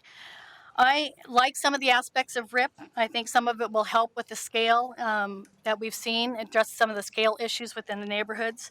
But I want to see some changes. Specifically in the scales of houses, I like the 2,500 square foot maximum. I think that will really help on the buildability. I'm concerned about the provision for allowing setbacks to be less than the 15 feet. I think there needs to be a minimum of 10 foot. There's no minimum established. I'm also concerned about the eave encroachment of 2 feet for two reasons. Safety, because of fire safety, and also thinking about maintainability for the homes and being able to get a ladder up there to clean the gutters. Practical things. I'm an engineer. In terms of housing options, I think we have a lot of great options out there already. We have ADUs that are allowed. We allow duplexes on corner lots. We have multifamily. And I was also very actively involved when we did our planning efforts earlier on, when we focused our concentrated multifamily units, I'm going to be cut off, into corridor areas. I'll submit additional testimony, but I do not support the A overlay. I'm very concerned that there hasn't been enough study done. My understanding is that the Planning Bureau model shows that the RIP has little effect on single-family residential capacity. So if you're looking at increased density, I don't think that achieves it. Thank you. Hello, my name is Isha Lino. I'm a homeowner and landlord in the Cully neighborhood. I also sit on the Cully Association of Neighbors board, and I'm speaking in that capacity today. The board wants to express sincere appreciation for your ability to move RIP forward. We really appreciate the efforts to mitigate displacement, increase affordability and density that's going to make our city more livable and prosperous. So I want to talk about the intent of the Cottage Cluster Code, and there's 5 points there. We'd like to see upgrades to get a true Cottage Cluster Code, the one that was promised in the concept recommendations that were adopted by Council. Our preference is that there be a 2 to 3 times zone density for units that are under 1,000 feet, and we want to see it easier for streamlined development of this type of appropriate development for cottage clusters. We think it's going to help meet the economic, social, and ecological needs that our current and future residents have. So the recommendations are to allow by right cottage cluster development that'll reduce allowed home size to 800 to 1,000 square foot maximum, allow increased density above the base zone in exchange for providing smaller homes, orient homes towards shared courtyards, and locate parking, if any, towards the periphery of the property, allow a subdivision approach for cottage clusters to enable fee simple ownership, and allow bonus homes in exchange for affordability and or visitability beyond the base cottage cluster density. Thank you. Thank you. Next is Emily Kemper, Maureen Anderson, Madeline Kovacs, Constance Beaumont. They will be followed by Janet Bake, Margaret Durrill, Matt Ferris-Smith, and Susan Lindsay.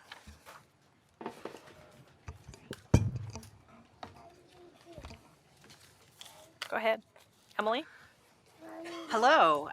Thank you all for having us here today. I'm sure that these meetings and these hearings make for very long days for all of you. In my day job, I'm an energy efficiency. You just state your name for the Oh, record. sorry. Even I'm though I Emily said Kemper. In my day job, I'm an energy efficiency professional and an architect. I also serve on an Oregon State Code Board for residential and manufactured structures. But I'm not necessarily here to represent either of those groups. I'm here to represent myself as a homeowner and as someone who is very concerned about the affordability of housing in the city. I am also actually an alumni of the Residential Infill Project Stakeholder Advisory Committee. And it looks like we have a very new member of the community over here. But yeah, so I'm an alumni of that committee, and I was very optimistic when I was on the committee that we were coming up with a proposal that was going to be workable for the city. Unfortunately, it's been almost 2 years since that initial language was proposed. It's evolved, and in that 2 years, I fear that our affordability crisis has only gotten worse. I also fear that as a homeowner, I'm in the middle of my own major renovation project right now on a historic home in inner Southwest Portland. I've been through the process. I know that it's complex. I fear that that some of the proposals in the RIP are going to increase the complexity for average homeowners and, of course, for builders too. So just a few thoughts that I want to provide, again, in my capacity as an energy efficiency professional. I feel like the RIP is too much of a stick and not enough of a carrot. I wish that we were thinking about how to incentivize builders and homeowners to, increase energy efficiency, increase resiliency in their communities. For example, instead of capping the size of the houses on R5 lots, use the current limitations that we're discussing as a baseline and tie increasing square footage of the house proportionally to the increase in energy efficiency of the house over the baseline. Incentivizing homeowners who live in older housing stock to do renovations that can add ADUs or rental units, as well as seismic retrofits in order to make it easier to preserve that housing stock. Thank you, Emily. Yes. Appreciate it. Maureen? Oh, that's okay. You can take your time. And you can bring the little one. Oh, no, that's okay.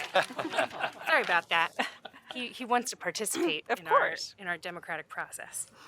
So my name is Maureen Anderson. I live at 924 Northeast 65th Avenue, Unit B in Portland.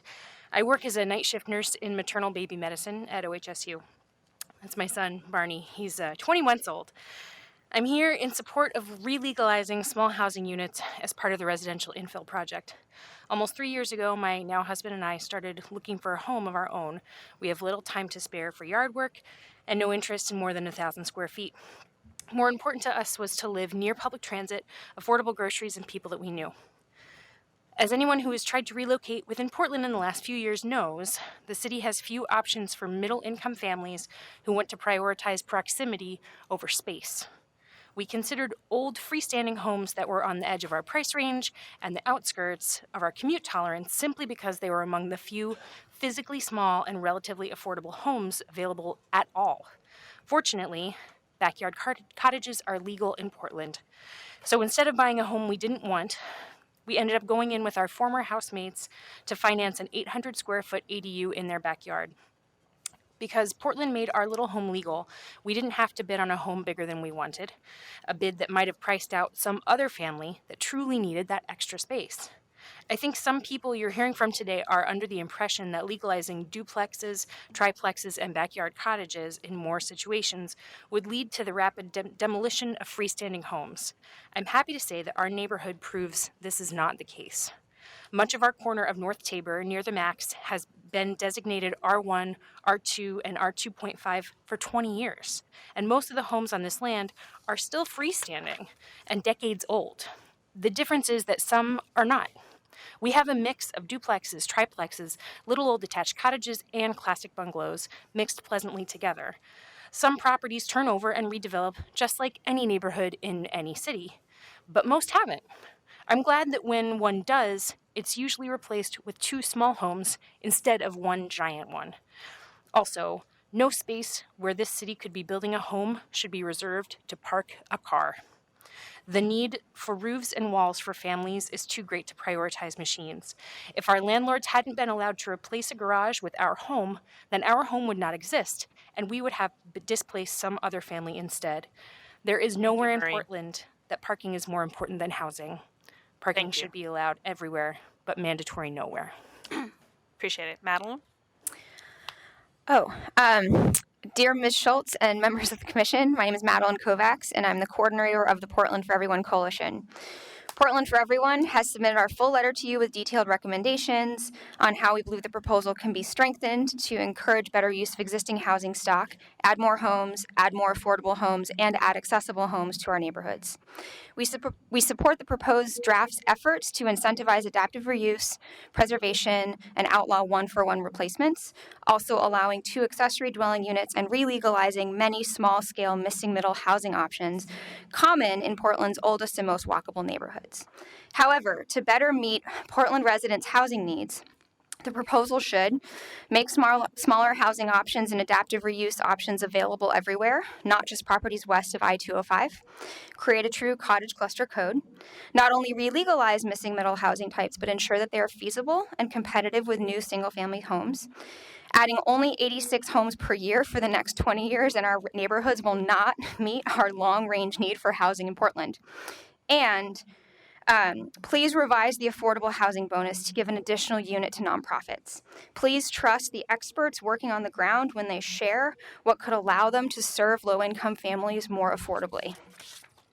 I want to conclude by sharing my generation's version of an affordable starter home.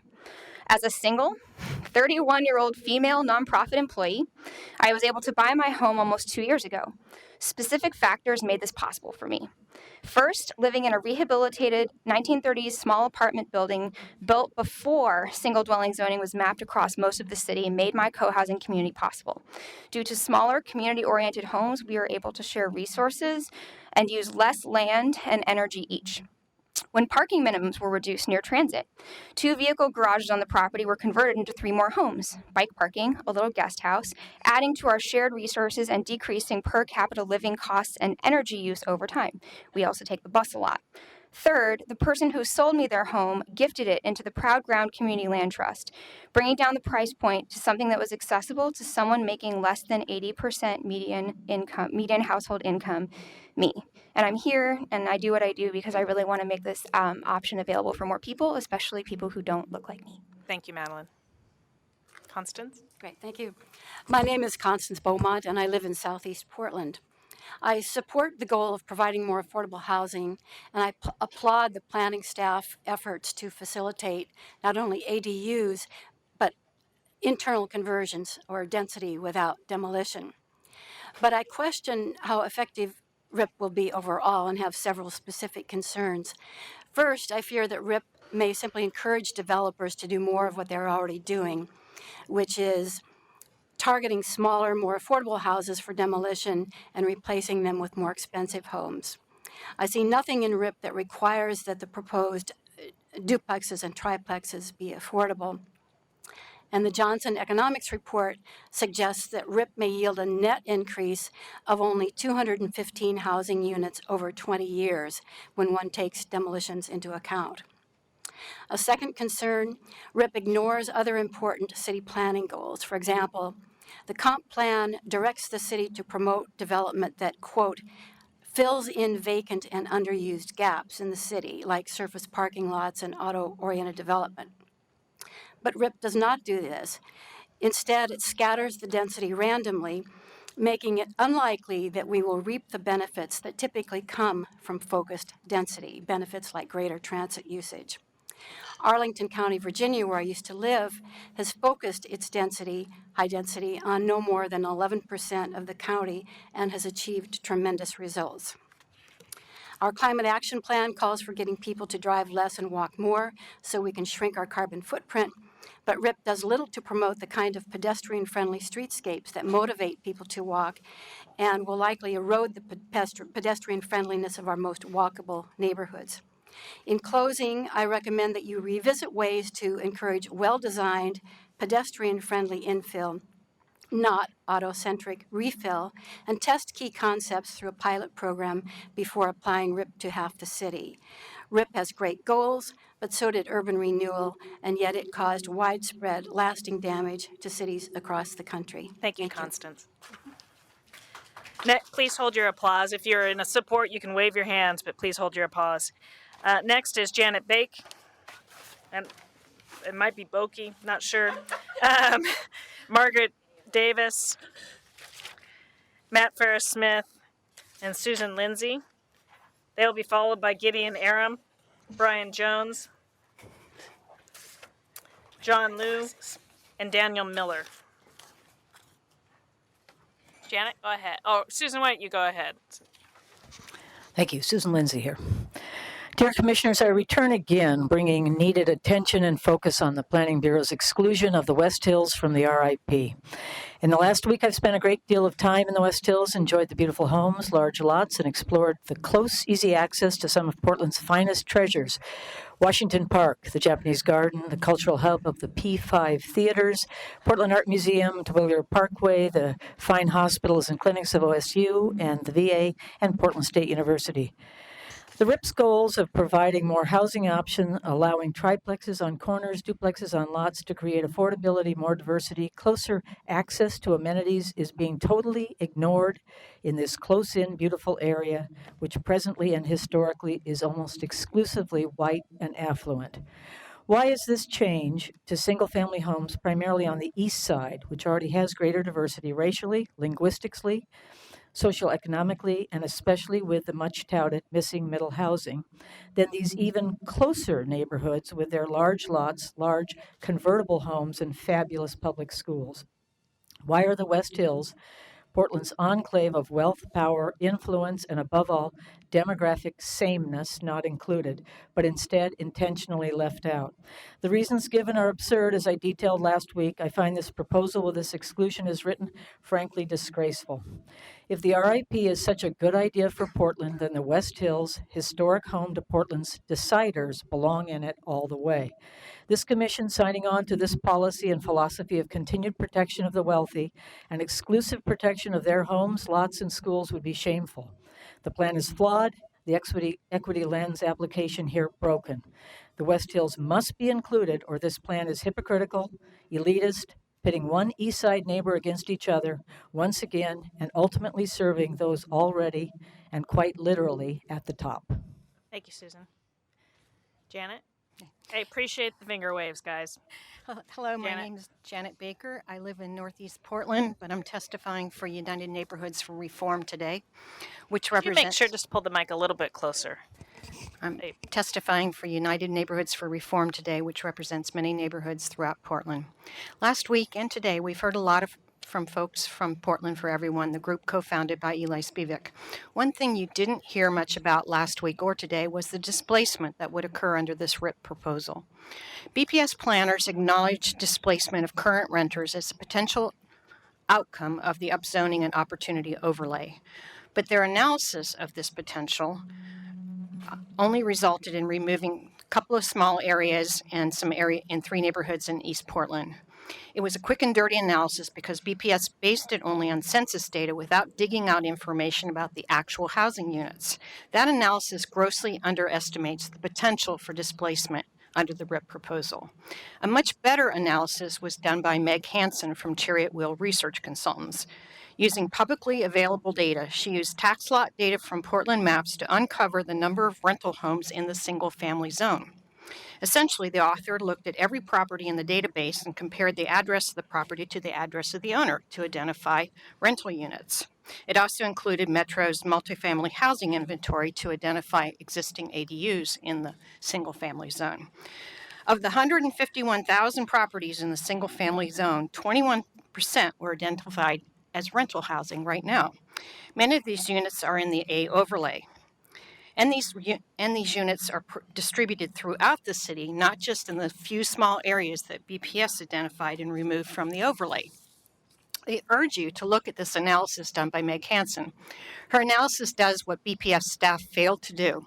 It looks at the real potential of displacement of renters under this RIP proposal. The link to the study is in my written testimony, which passed around. Many renters have already been displaced from Portland. We've heard a lot about that today.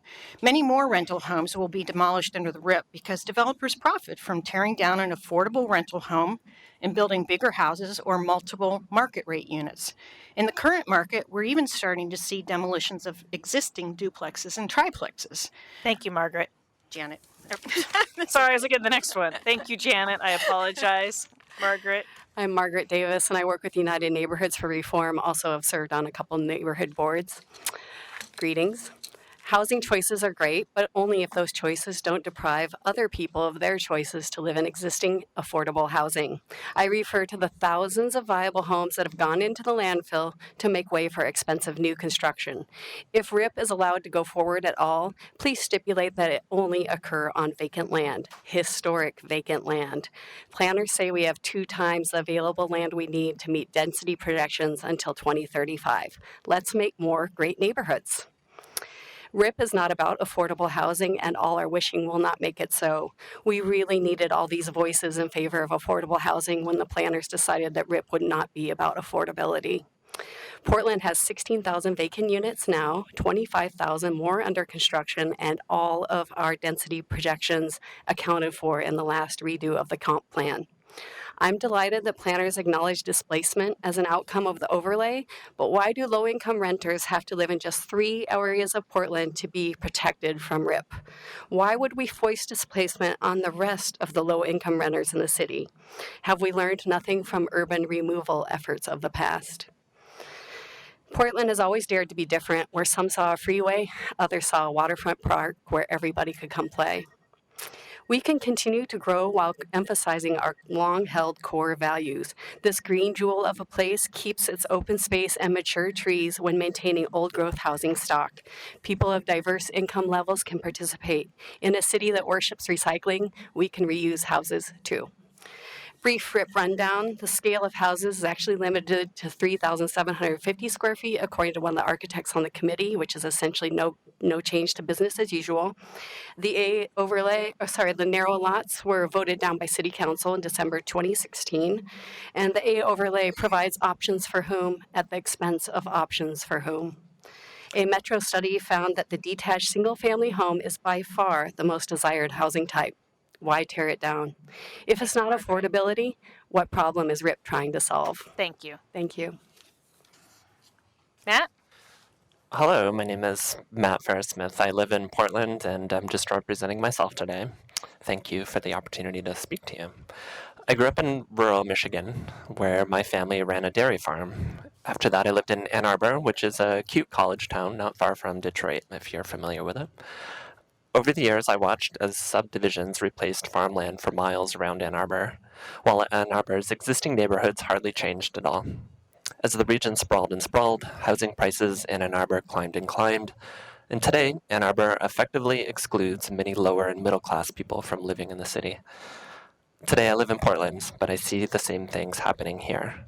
Our strict zoning policies prevent our existing neighborhoods from adapting to meet today's housing needs.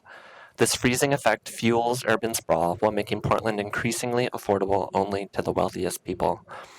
Sure, we have our urban growth boundary, but that only slows sprawl if we allow for lots of housing within our existing neighborhoods. Otherwise, we will just keep pushing the urban growth boundary out year after year after year. So my ask of you today is that you strengthen the residential infill project so that it effectively allows for more housing choices. In general, I support the suggestions of Portland for Everyone. More specifically, I would encourage you to consider the following 4 things. First, please provide an additional 0.1 FAR per additional housing unit instead of 0.15 for detached accessory structures. Second, please keep R5 setbacks at 10 feet instead of extending that to 15. Third, please allow triplexes on all lots.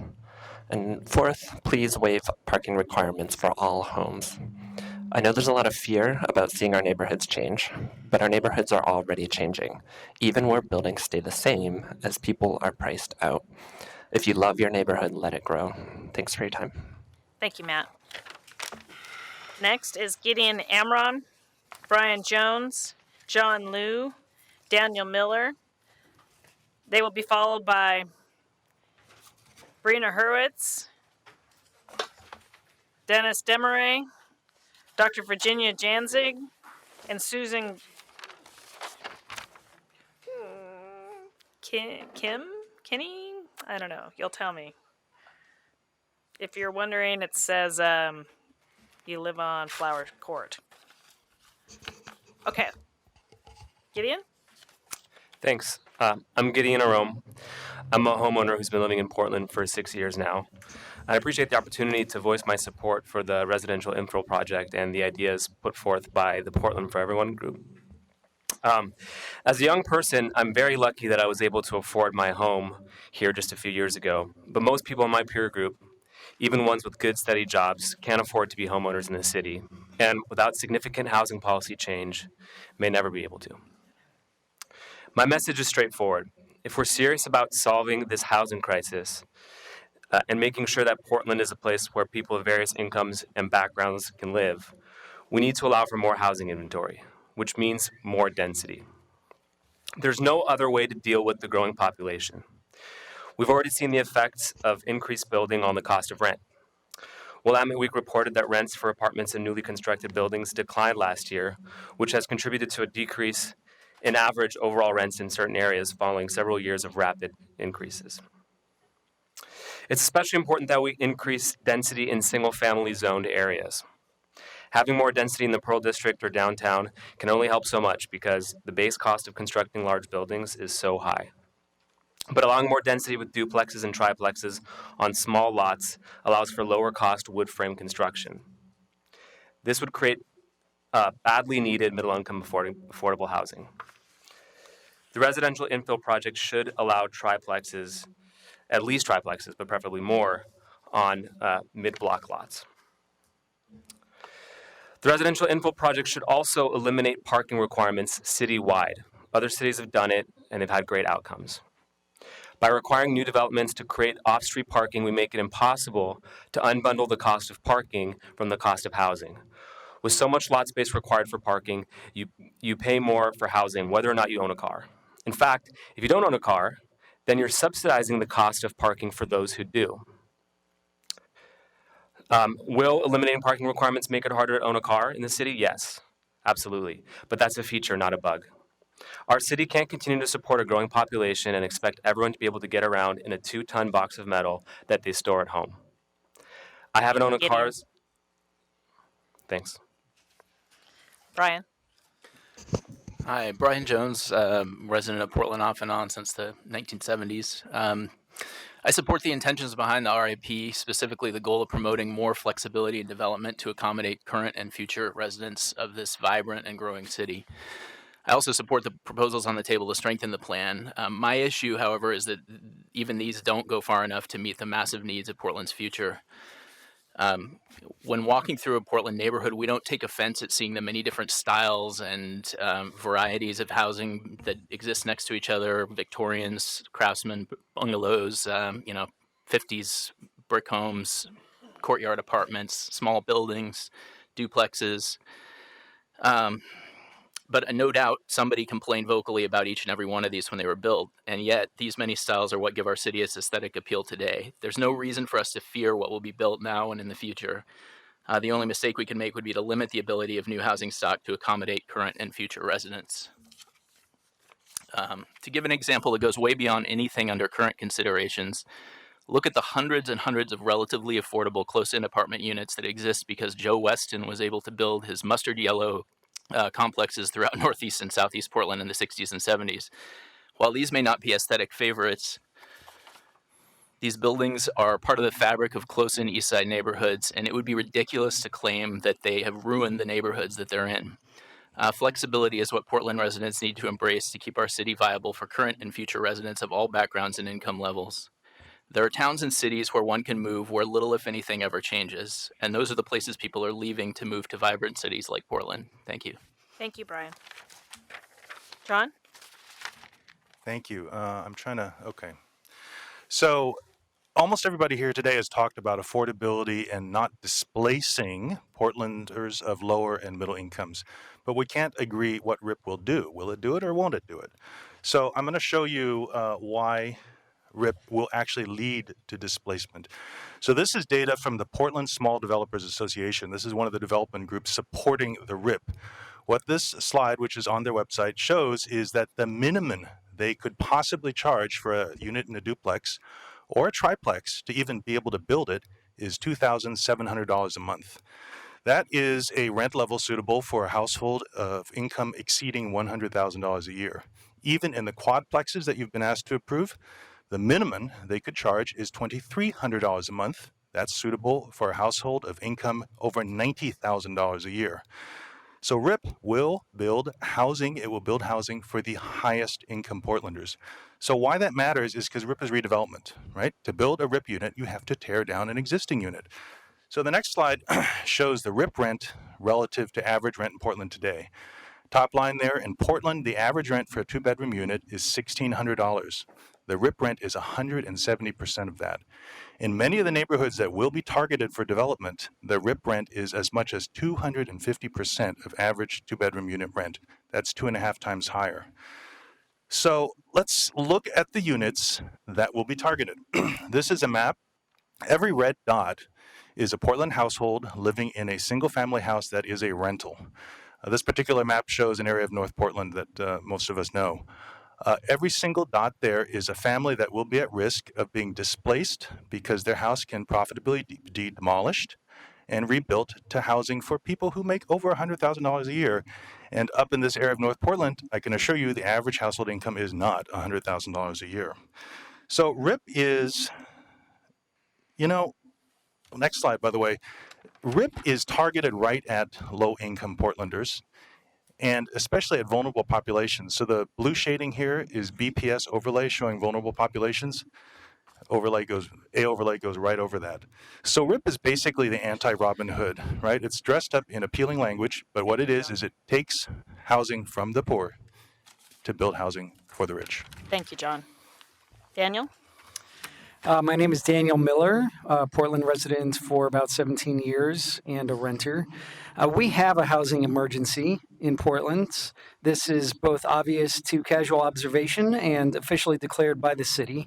And why is this? Fundamentally, because for 60 years or more, Portland, along with other West Coast cities, has had a regime of restrictive and exclusionary single-family zoning. But the irony, as we all abundantly understand, is that the Portland neighborhoods we know and love, walkable and with interesting variety of housing types and sizes, were created under codes that were far more liberal than what's been allowed for over half a century. I myself live in a Victorian house that has a full second kitchen, which was made allowable during the housing crisis by a duplex conversion during the housing crisis of the 1940s, post-war. This is therefore potentially an ideal rooming house situation. So I'm here to say that I firmly believe Portland needs to both return and move forward, not to an exact duplicate of pre-war zoning codes, but nevertheless to something substantively more liberal than both the current zoning regime and the residential infill project proposal that's before us today. More ADUs, yes. Consistent code changes for all current single-family zones, yes. Allowance of a diverse mix of middle-sized housing types, duplex, triplex, cottage clusters, all of it, yes.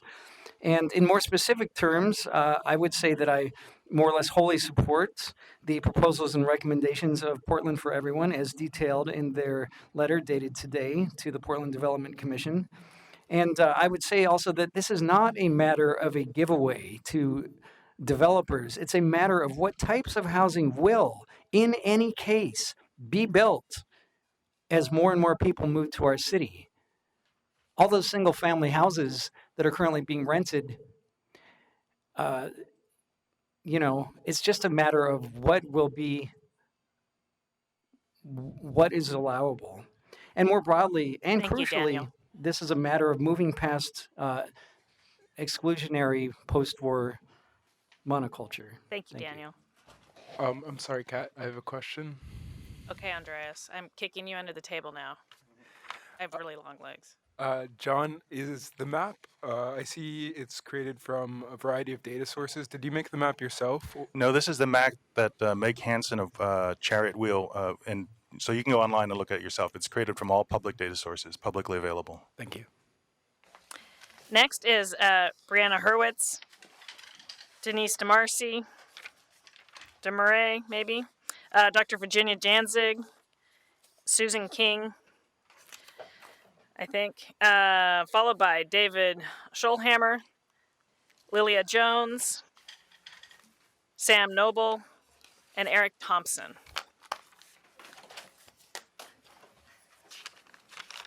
Brianna, are you sitting yet? Brenna? Brenna. Brenna, it's unusual, B-R-Y-N-N-A. I apologize for mispronouncing No problem at all. Thank you so much. I guess I'll begin. Thank you very much, Chair Schultz and commissioners. My comments will be brief. They're about the A overlay. I live in the Hayhurst neighborhood.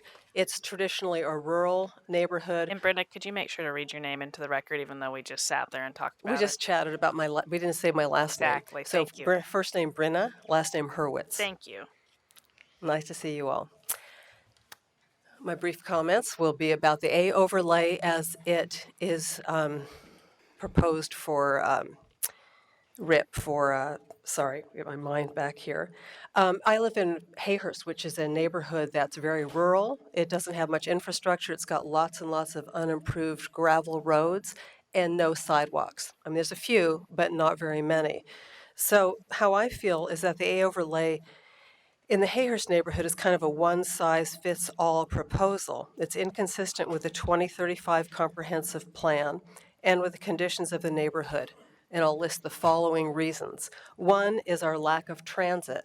For example, Southwest Vermont, that goes all the way to Beaverton to Southwest Olson, the number 1 bus serves that area. It only runs in the morning rush hour and in the afternoon rush hour. So you're out of luck in the evening or middle of the day. And there's no sidewalks there. Number 2 is the lack of walkability that ties right in.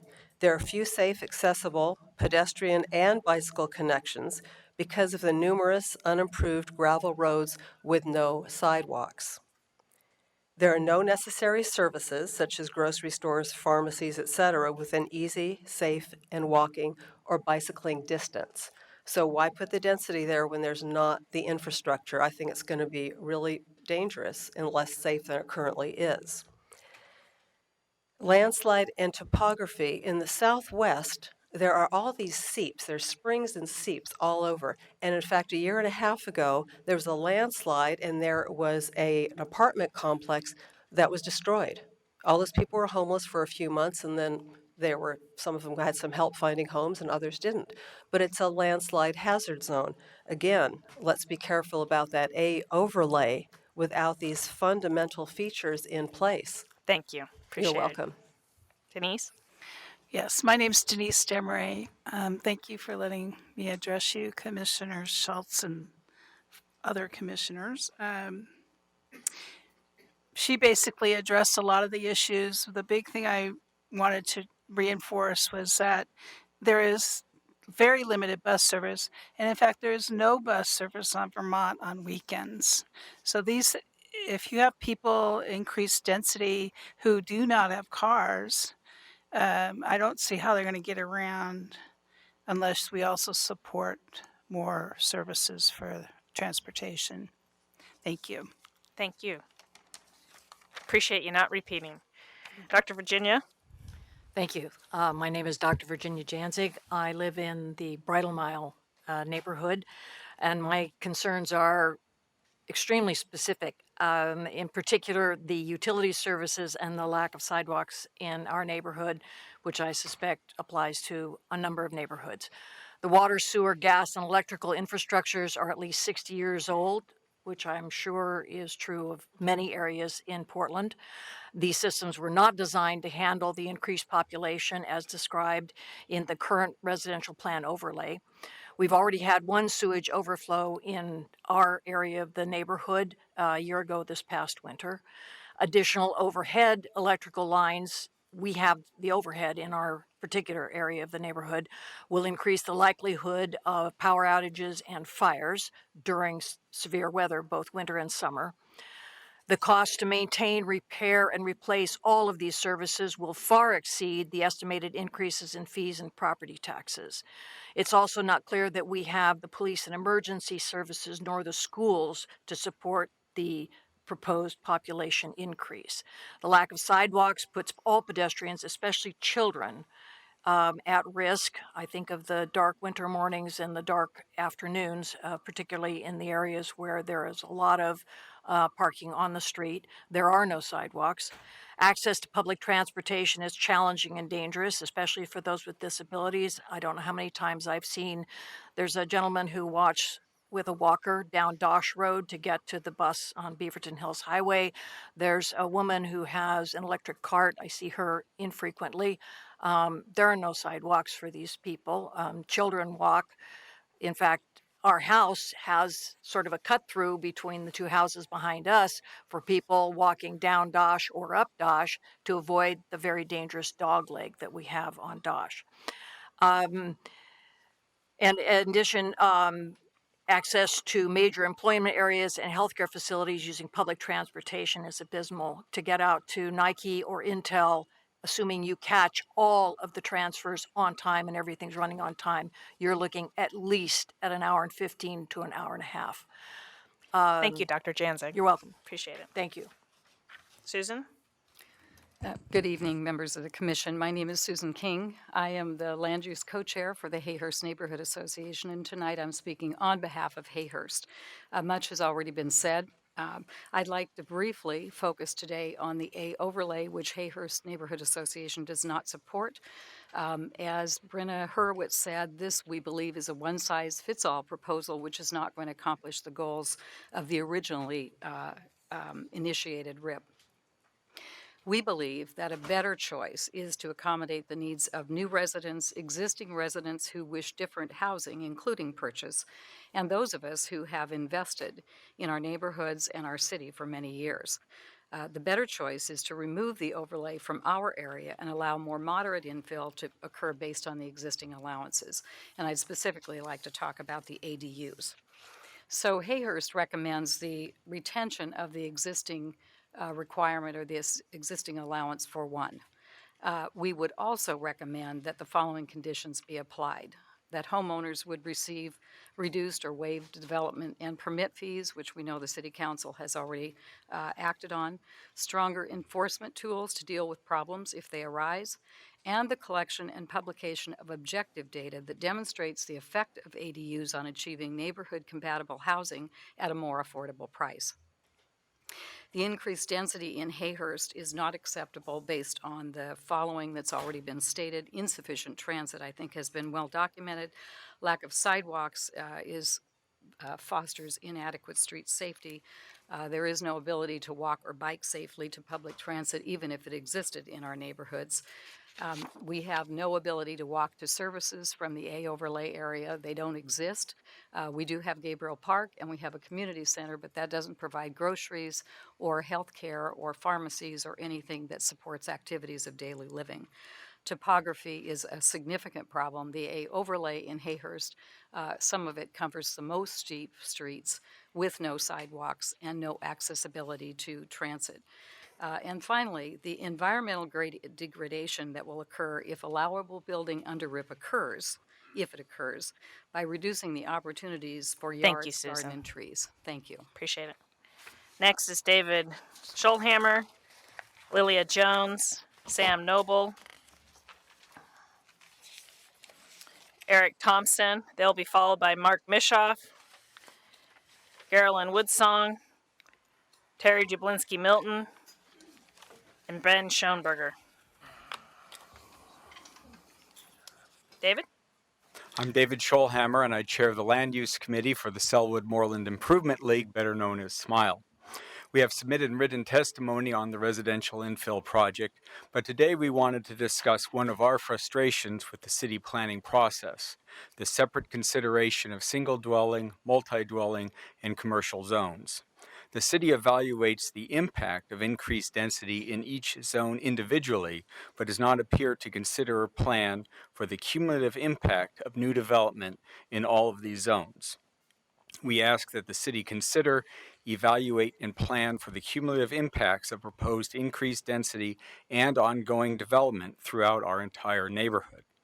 For example, the 2 planning processes for residential zones are now only 4 weeks apart, and there are some significant differences. The residential infill project limits the number of units in buildings, reduces FAR for some detached houses, and does not allow driveways in front of buildings on narrow lots. Better Housing by Design does not limit the number of units in buildings, does not reduce FAR for detached houses, and allows driveways in front of all buildings. We favor the residential infill project approach for these topics. In addition, one project allows increased density in East Portland and another project does not. And then there's the issue of zone numbering. For one project, higher numbers mean more density, and for the other project, higher numbers mean less density, which could certainly cause some confusion.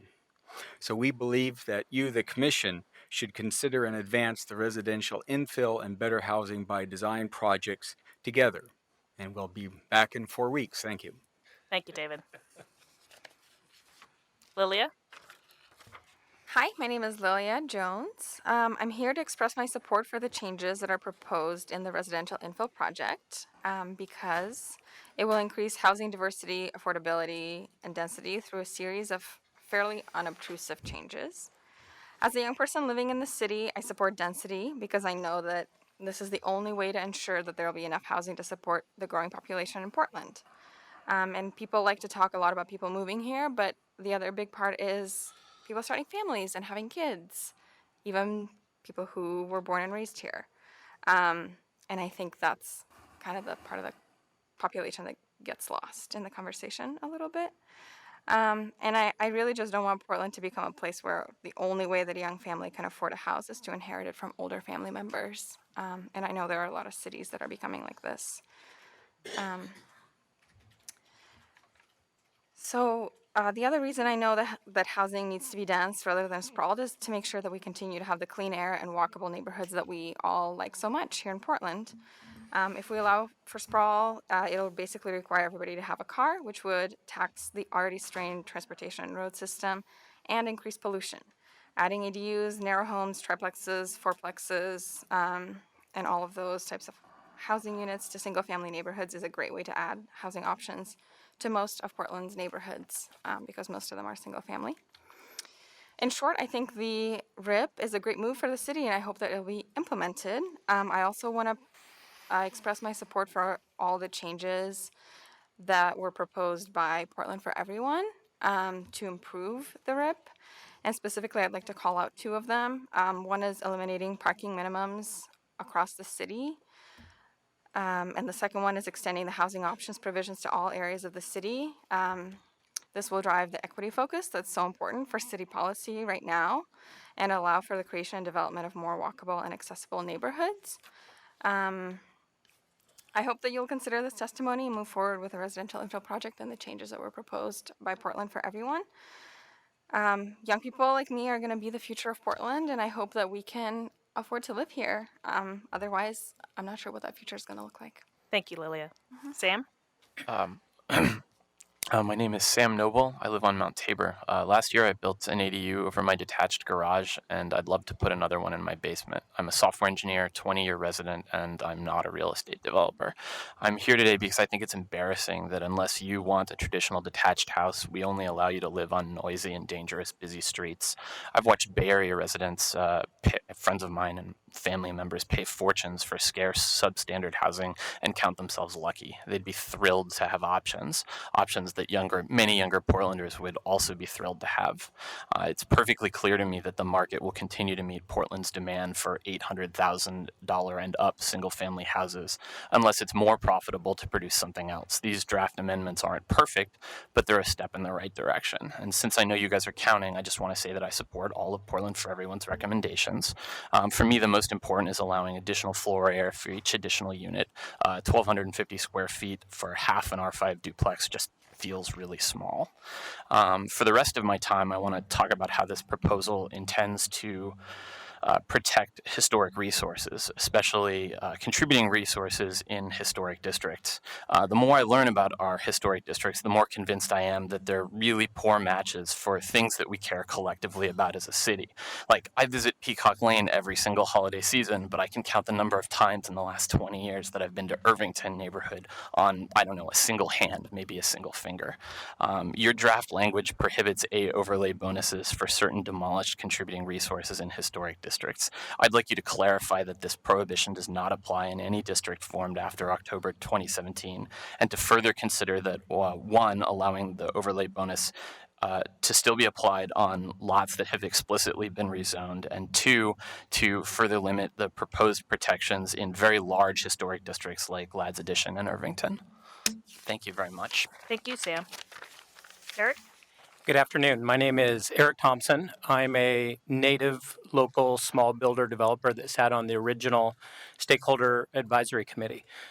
Funny thing happened during that process. The vast majority of the RIPSAC members, which consisted of affordable housing advocates, neighborhood representatives, and small builders such as me, who are rarely on the same page when it comes to most issues, we found common agreement in how to shape the infill building code to address our housing crisis.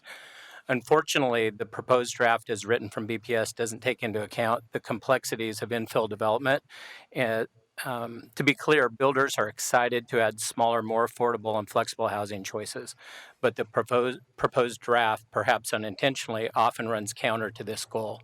Specifically, a large number of historically platted narrow lots will not be available for development, and these lots are some of the best opportunities for building more affordable working-class homes. Secondly, the FAR-based size limits are too restrictive and inflexible to the point that the average size new home that was built in 2016 would no longer be allowed on most lots moving forward. And the much hoped for construction of middle housing options via duplexes, triplexes, and cottage clusters will never materialize due to the economic realities of that type of development. This was the same conclusion of the City Commission economic study that was part of the RIPSAC process that people have referenced earlier tonight. As they say, close only counts in horseshoes, and the code as currently written is close to being effective, but it's not quite there yet. The good news is it is close. With a few essential refinements, I believe the new code can deliver the much needed housing options and results that we're all looking for. I look forward to sharing specific recommendations to the Commission via my involvement with the HBA and Portland for Everyone. Thank you. Thank you, Eric. At the risk of a bruised shin, Sam, could I ask you how you financed your ADU? I've been extremely lucky in my life, and so I was able to pay for it out of pocket. Can I assume that's capital that never would have found its way into building multifamily units on a transit corridor? I Okay. sort of doubt it, but Right, thank you. Thank you. Next up is Mike Mitschoff, Garland Woodsong, Terry Jablinski-Milton, Ben Schoenberger, Gary Rundy, Lena Menard, Laura Webb. Oh, wow. That's a big pile. Robert Bernstein. Was that more? Lots more. Hang in there, everyone. Okay, Mike, let's go. Good evening. My name is Mike Mitschoff, and I'm a lifetime resident of Portland, and more specifically, part of 4 generations of my family to reside at the same address in Westmoreland. I bring that up with pride because I think that I represent the old Portland as well as the future of our city for our children. I think that I'm uniquely qualified to share my feedback on the current draft of the residential infill project. You see, along with being a proud citizen and parent, I've also made a career of building and remodeling the houses that you and I call home. I also spent the better part of 18 months of my free time to assist the city staff and citizens as part of the Residential Infill Committee. I support the residential infill project, but not in its current form. I don't necessarily agree or like all of the components of the draft, but I've always tried to listen to people's feedback and respect others' opinions on the matter. Therefore, I hope you'll respect mine. Number 1, plain and simple, I think that the proposed FAR is too restrictive and challenging. I support changing and limiting the FAR, but I think that the pendulum is proposed to swing too far to the other side. No doubt it's important to reduce the overall size and mass of what can potentially be built on a standard lot, but I think that the R5 and R2.5 FAR proposals are going to restrict creativity, flexibility, and simply make it considerably more difficult and expensive to build on every lot citywide. Regarding the FAR, I hope that staff will consider easing up on their position. Number 2, detached structures. Please be careful. Think it through, please. ADUs have become a very unique part of the fabric of our community and no doubt have created additional housing options given our city's current zoning. Not to mention they're cool. Please make sure that you know all of the ramifications of the new code amendments that it would affect ADUs. Let's make them easier and quicker to build and do whatever we can to make them more affordable and at least 800 square feet, if not more. Affordability. Clearly, land is scarce and really expensive in this town. We need to think about the effect that further restricting and limiting property line adjustments and historically narrow lots has on affordability. A skinny house Thank you, Mike. may not be your dream or my dream, but it's somebody's dream. Appreciate it. So just due to my excess pile, I'm going to get even more restrictive on my 2-minute thing. I know I said I was being pretty good, but I've been a little lax. So just heads up, I'm going to cut you off at 2 so we can try to get through everybody tonight. Can you give me 15? 15 seconds? 15 seconds? Yes. No, not tonight. All Sorry. Please submit your written testimony. We'd love to read it. Yeah, thank you for your time, though. Great. Garland? Hello, I'm Garland Woodsong. I'm the land use chair for the Concordia Neighborhood Association. And I have 6 recommendations. Concordia does support the residential infill project. With these 6 recommendations, we don't support it as is. The first is to allow 4 housing units on all residential properties. Quite simply, being able to divide total project costs by 4 results in a number more likely to be affordable to middle-class households. Number 2 is to allow a higher square footage in FAR if more than 2 units are built. This will encourage units of sufficient size for families, large households, and roommate situations. Number 3 is to allow a 5-foot height bonus for 3 or more units. This will encourage full 2.5-story houses that build up, not out. Number 4 is smaller front setbacks. We'd like to see it legal to leave more room in your backyard for ADUs. Number 5 is to create equal opportunity in all neighborhoods. We don't think that limiting opportunity by denying it to poor and minority neighborhoods is the right way to ensure equitable outcomes. Number 6 is form-based codes. Specifying how buildings should look and feel is not easy. The good folks who developed the form-based code have perfected this methodology already. Don't reinvent the wheel when it comes to implementing legislation. That is the zoning code. Just take the SMART code and have a seasoned professional modify it to meet Portland's needs. The result will be more predictable outcomes that better fit with our existing neighborhoods. This is the best single thing that Portland can do to preserve neighborhood character more than any other single thing. Full disclosure, I did sit on the Residential Infill Advisory Committee. I am on the Portland Small Developer Alliance. I serve on Northeast Coalition of Neighborhoods. I could go on, but this is not about me. These are the recommendations for the RIP. Thank you very much for your time. Terry? There is no Terry. Terry Delinsky Milton? Nope. Okay. Brent Schoenberger? Hi, I'm Ben Schoenberger. I am speaking today on behalf of Housing Land Advocates. Housing Land Advocates is a Oregon nonprofit, and our mission is to promote land use policies and practices that support the development of affordable housing. As a group, we support the residential infill project, but we also think it's too timid. We think that this is your opportunity to show some real leadership and to look ahead to Portland's future and make the zoning better for new residents and the influx of people that are coming to our region. We have specific recommendations, but I'd just like to talk for a second personally that some of us won the lottery. Some of us won the housing lottery in Portland, and there's a lot of reasons for that, but mostly it's because we bought before Portland was as popular as it is now. So we've been here a while. I personally want more people to have my neighborhood. I live across from 2 different duplexes. I live a half a block away from a 10-unit courtyard plex. My block is lousy with accessory dwelling units. I live in a close-in East Side neighborhood. It's easily accessible to my workplace downtown and to shopping. And this variety of housing types in my neighborhood is great. It makes my neighborhood a stronger, better place to be with a wider variety of people that I can run into on the sidewalk. So what I think we should do is change zoning, and we should change it in such a way that we can have more neighborhoods like mine and more people like my neighbors living in it. Specifically, I think we need to expand the overlay, the A overlay, to make that possible. We need to let buildings be bigger if they have more houses in them. And we need to eliminate parking minimums to have more space for people and less for metal boxes. So in sum, the Housing Land Advocates organization believes in more opportunity for more Portlanders, and I think we can do that with the expansion of ideas that have been discussed here today for the residential infill project. Thanks. Thank you, Ben. Next up is Gary Rund, Lena Maynard, Laura Webb, Robert Bernstein. That's what it got confused. And then followed by Tanner Balder, Gabriel Hayden, Al Ellis, and Soren Impe. Gary? Greetings, PSC Chair and Commissioners. My name's Gary Grundy. Can you hear me okay? Yeah, thank you. I own a residence at 4210 Southwest Coma Street in Portland, Oregon, in the 97219 zip code since July of 2006. Yes, I bought at the top of the market.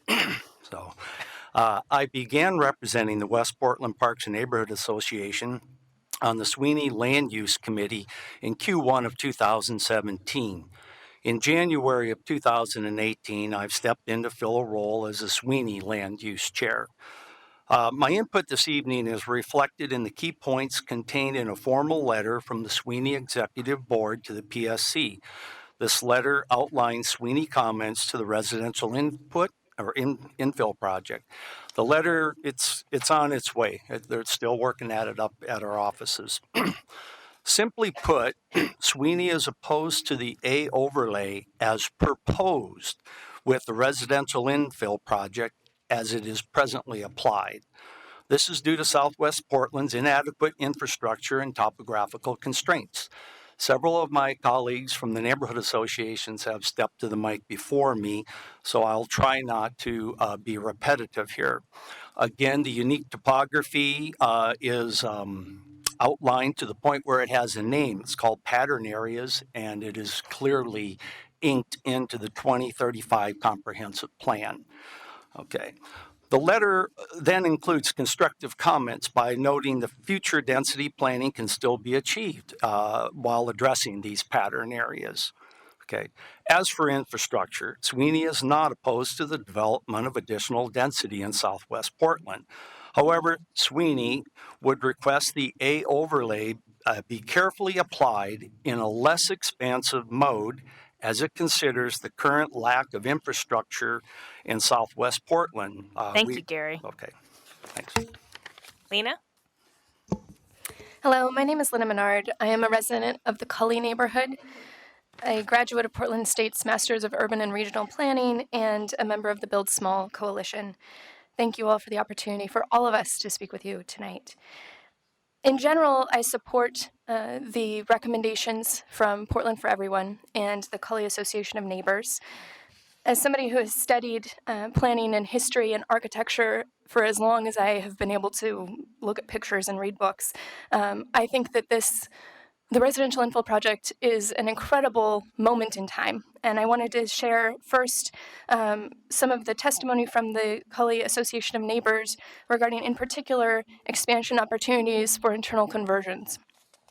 In the comments that have been submitted to the council or to the commission, it states the internal conversion of larger existing homes into multiple units is a good strategy for preserving existing houses while providing smaller, more affordable housing opportunities.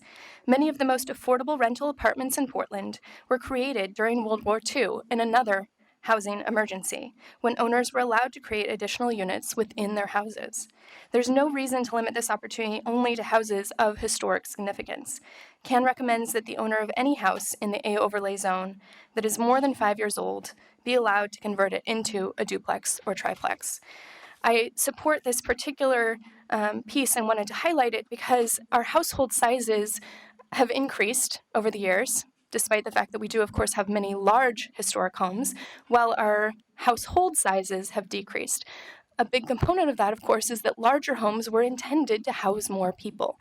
So if we are able to convert internal units, we can then potentially combine them again if they ever need to be combined. We use the existing shell of the building, which is more environmentally friendly and potentially also more energy efficient. Thank you, Lena. Laura? My name's Laura Webb. I live in Southeast Portland. My husband Robert and I worked on our testimony together. When I run out of time, he's going to pick up where I left off. I feel that the RIP project has been hijacked by developers. The current proposal is a slap in the face to those who've been involved in planning for Portland's future for the past several years. In a recent email, without any mention of greed or profit motive, BPS blamed the existing zoning and high demand for the building of McMansions. Actually, that's not true. If all the people who wish to be housed here were low income, there would be no McMansions or demolitions of affordable housing. It's plain to see that the real problem is that the high demand is coupled with people of high wealth. The equation, unfortunately, has two sides, and one is stacked with money. It's not a simple closed system of 10 people looking for houses, and therefore you can build 12 houses and the price will come down. When you're dealing with demand that's open-ended, coming from all over the 50 states and overseas, there's a lot of money in play. Only a fool would believe that the market will cater to those of the lower incomes. 5 years ago, we heard a simplistic supply-side mantra of drill, baby, drill, aimed at satisfying the wish of people for lower gas prices. A recent article pointed out that while gas output is currently surging, concurrently prices are increasing. The reason for this is that gasoline, similar to real estate, sells on a world market and goes to the highest bidder.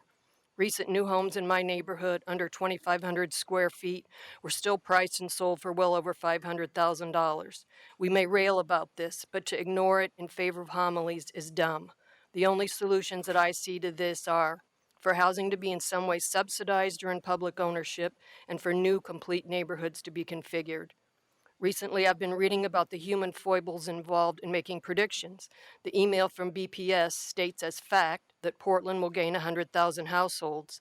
This is prediction, not fact. I'll point out that the $161 million WES rail project is serving slightly better than half of its predicted ridership. Thank you, Laura. Robert, you're on. That Wapato never housed an inmate, and that we have our current president. Conveniently unforeseen factors are usually blamed. Predictions are or should be based on research. Unfortunately, there's a replicability crisis when it comes to research. Many results cannot be replicated. In economic research, it has been seen that findings too often can be off by a magnitude of 2 to 4 times. Research this for yourself. Similarly, any short-term evidence of cities building their way to lower housing costs needs to be swallowed with a side order of salt. How do you tease out all the myriad variables at play? Even if the prediction is on spot, we have ample land for housing these people without destroying our existing neighborhoods. I get it. Developers want to build close in because they can demand higher prices and profits and make use of existing infrastructure. Personally, it's not my job in life to line their pockets. People carefully choose their home, often their largest and most meaningful investment, expecting some predictability. They choose a neighborhood. Higher density tends to decrease livability. It translates to less green space, fewer trees, loss of privacy, loss of views, more noise and traffic. This plan from BPS disrespects me and will not meaningfully change anything for those seeking affordable housing. And I'm sad about that. I'm not happy about it. Livability is our seed corn. Don't cannibalize it for developers' profits. It's too much of an upheaval based on shaky grounds. One concrete change that I would request is that flag lots be required to use only existing driveways. I chose my home so as not to have a driveway and attendant noise next to my bedroom. I would like that at least to continue. I don't believe that's asking too much. Thank you, Robert. Yeah. Next up is Tanner Baldus, Gabriel Hayden, Al Ellis, Soren Impey. Following them will be Ted Labby, Roseanne Johnson, Steve Elder, and Dan Fisher.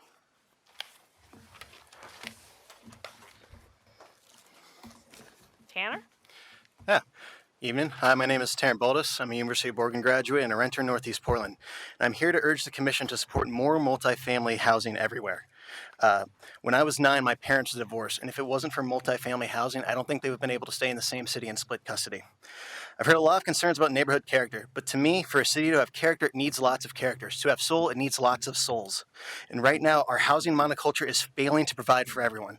To look at our current situation and say that zoning status quo is a bulwark for affordability is absurd. Also, the notion that Portland should be the exclusive domain of single-family homes isn't even historic Portland. It's an invention of the 50s. It's a lot like those weird meat Jell-O salads in that way. Probably wasn't a good idea then, not a good idea now.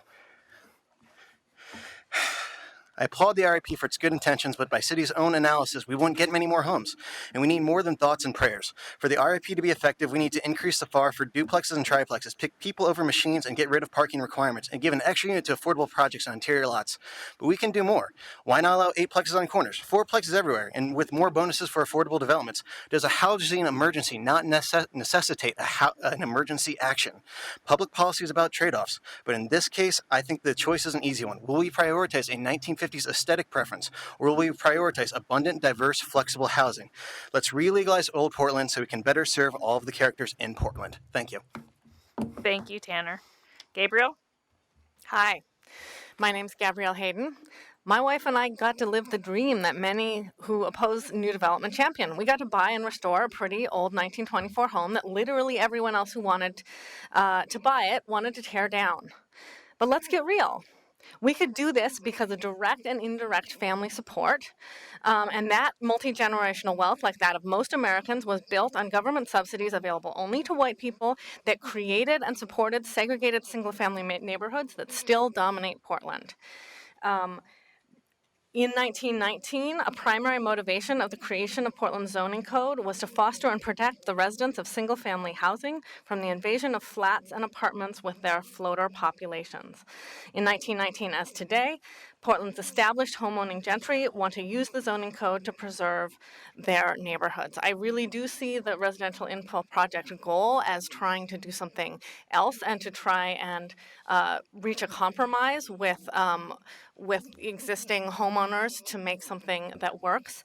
I can say, though, that when I look at our own property, which we plan to try and pay for our own kids' college education and our retirement by building a second ADU, and maybe since our house is 672 square feet, which is why anyone who actually did math before they tried to buy the home was going to tear down because it's too small. You know, if we want to have those kids that we then would, pay for their college education, we're going to need it to be a little bit bigger. So we'd like to build that larger house, and then maybe also an accessible ADU for one of our parents who we think might need to move in with us. Now, if we're going to do all that, I'm really badly organized. There's always going to be something weird. There's going to be something complex that's going to come up. The more little rules, the more restrictions you make it that much smaller, the harder it's going to be for me to actually get it done. And the more likely that, hopefully I'll get a better job and I'll just buy a bigger house somewhere, right? And that's not going to help anything. And I think when you look practically... Thank you, Gabrielle. Thanks. Thank you. Al?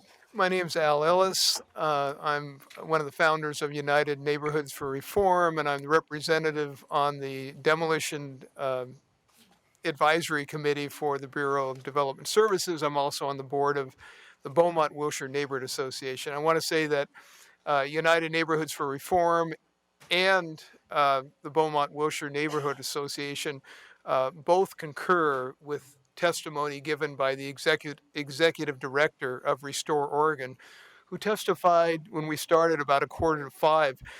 I just want to make a couple points, and that is, just because we are advocating preserving viable single-family homes from destruction doesn't mean that we're opposed to the building of alternative units such as triplexes and duplexes.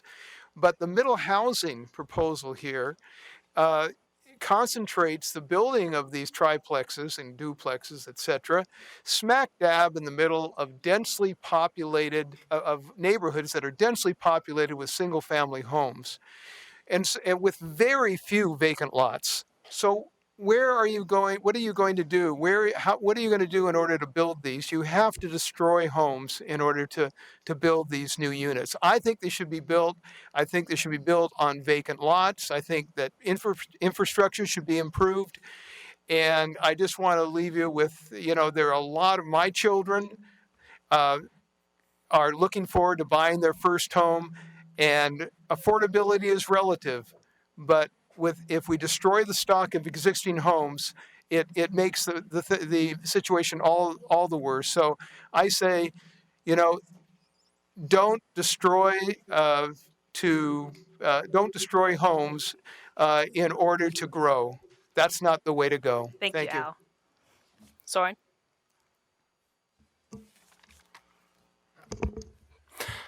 Hi, my name's Soren. I'm an organizer with Portland Tenants United.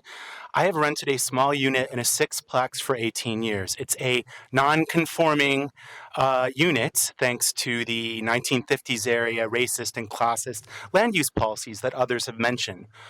Our chronic and continuing affordable housing crisis continues to traumatize our community. For example, just in May, my neighbor of 12 years was evicted without cause from a duplex unit.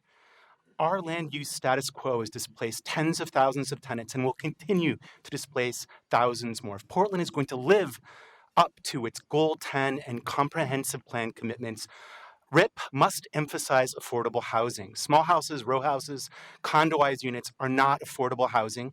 In our opinion, the RIP process has had too little input from tenants, and the bias shows. RIP's height, FAR, and unit restrictions discourage multi-unit housing and favor production of bougie-owned housing. Moreover, the 0.1 FAR affordable housing bonus is frankly an insult to tenants and housing affordability advocates. PTU calls for inclusionary housing bonuses and abatements that encourage creation of needed housing in larger plexes. PTU strongly supports the Anti-Displacement PDX Coalition's recommendation that all neighborhoods be included in this process and that redevelopment require at least one affordable unit or some mechanism to transfer affordability. And I want to also make a point that some of Portland's most housing insecure tenants live in shared rental housing that might be affected by this proposal. PTU would like to see anti-displacement protections extended to these tenants, including a right to remain following redevelopment. And I want to finish by saying that the city's own report indicates that RIP is a wash when it comes to generating needed housing. I would suggest that the process has failed, and I urge the Commission to recommend rejection of the current proposal and the development of a new process that is genuinely focused on our community's housing goals. Thank you. Next is Ted Labby, Roseanne Johnson, Steve Elder, Dan Fisher. They'll be followed by Alan De La Torre, Mika Meskel, Lynette Yetter, and Elizabeth Cashman. Good evening, Commissioners. My name is Ted Labby, and tonight I represent DPAVE. And we did submit written comments today to you, and we previously submitted on the discussion draft. First of all, I was a little disappointed that staff did not integrate our comments or the recommendations of Commissioner Fitz to address tree preservation. So I'm going to focus my comments today on tree preservation with the residential infill. First of all, DPAVE stands with and supports the Portland for Everyone Coalition. We think the RIP can and should do more to promote housing affordability and livability within the city.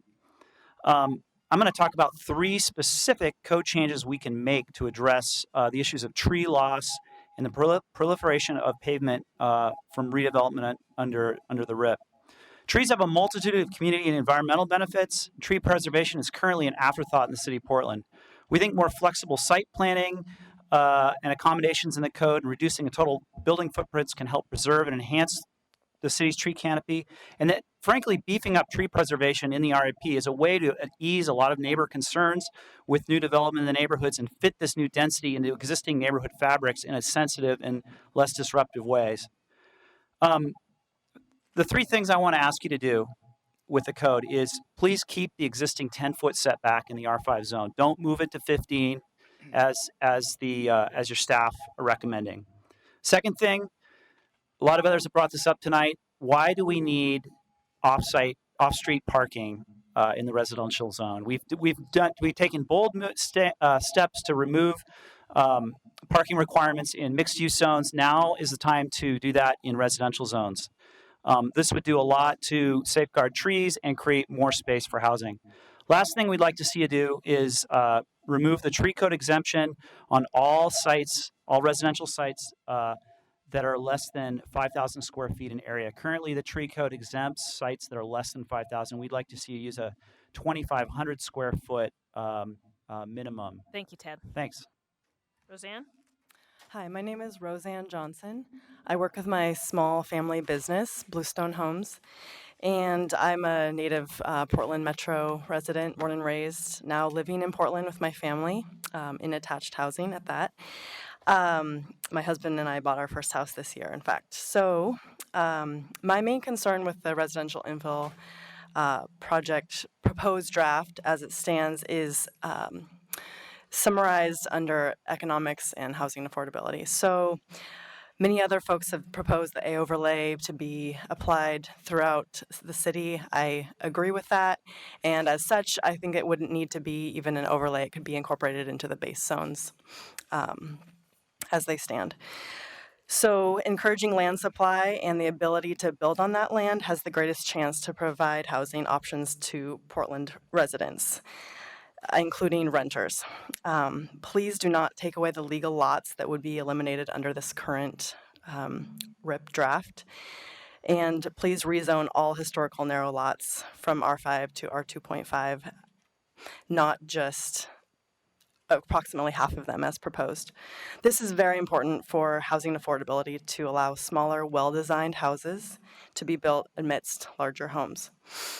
Regarding the buildable factor, I acknowledge that the FAR values could lower comparative home prices within neighborhoods or even within a group of neighborhoods. However, the fact is that the price per square foot will rise with the lower FAR value. And this applies to rent as well.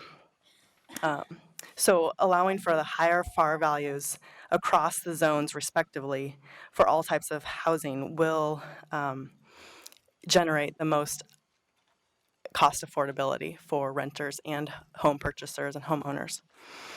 Thank you, Roseanne. I got 50-50 chance. You're either Steve or Dan. Steve. I'm Steve Elder. I live with my wife in the Concordia neighborhood in Northeast Portland. I'm concerned about parking. My household is one of the more than 80% in Portland which has a car. We walk or take public transportation most of the time, but there are some activities like carrying groceries on Slick Street that require a car. We couldn't rely on walking or public transit and maintain our quality of life.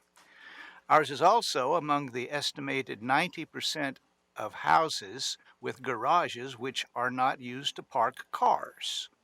RIP aims to eliminate front-loading garages in many areas. I say fine, just put a parking space in front of the house and no garage. This way, people in the house can look out on the street and it looks like a house. However, Portland's zoning is not friendly to building parking spaces alternative to garage driveways. A driveway to a garage or a parking space must be 18 feet by 9 feet. This is fine. However, there is an additional 10-foot setback for a parking space without a garage.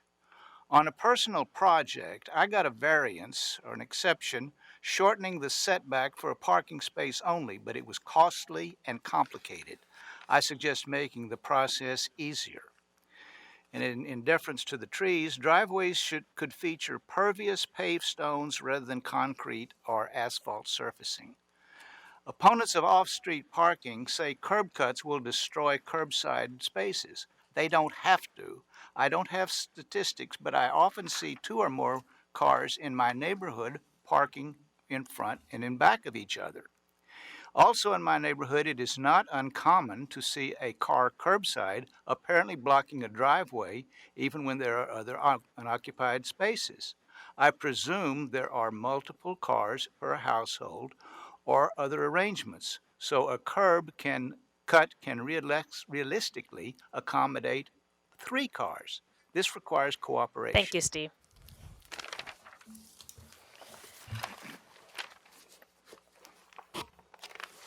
Next up is Alan De La Torre. Mika Meskel, Lynette Yetter, Elizabeth Cashman, Paul Grove, Gary Mrs. Gowinski. Oh, I don't think I did that right. Eric Lindsay, and Mike Andrews. Alan, please start. Hi. Good evening to y'all. I've actually submitted a 3-page testimony, and so I'm not going to cover all of the points that I'd like to talk about today, but really would like to focus on the visitability component here. So first and foremost, I was a member of the Residential Infill Project Stakeholder Advisory Committee, and I want to thank the Planning and Sustainability Commission for your efforts in looking at this and reviewing so much testimony over time. I want to remind you as well that Portland is aging in a rapid and unprecedented manner, and we have a woefully inadequate supply of accessible housing to meet the needs of our older adults and people in the disability community who are increasingly choosing to live in non-institutional settings and in the community. I want to point a term out here that we seem to be replicating in Portland, which is Peter Pan housing. Peter Pan housing is housing that doesn't account for the fact that we grow up and grow old. It imagines that we're going to be in the same state as we are in our 20s and 30s. In some research by Housing and Urban Development at the U.S. level, they looked at the entire housing stock of the United States, and they found about 33% of that to be modifiable and only about 4% livable for people with some moderate disability. 1% of the entire housing stock was good for people in a wheelchair. This is not a good kind of precedent to set for our aging population. Our comprehensive plan that's about 2 weeks away from kind of going into action has a policy in there, policy 5.9, around accessible design for all, which calls for the need for universal design, which is not a part of this residential infill project. What we've done is we've gone to a lower level of accessibility here, which is somewhat problematic, but still important in moving forward because it meets the needs of not only visitors of homes, but people who are older, cyclists, families with kids. These are all really important.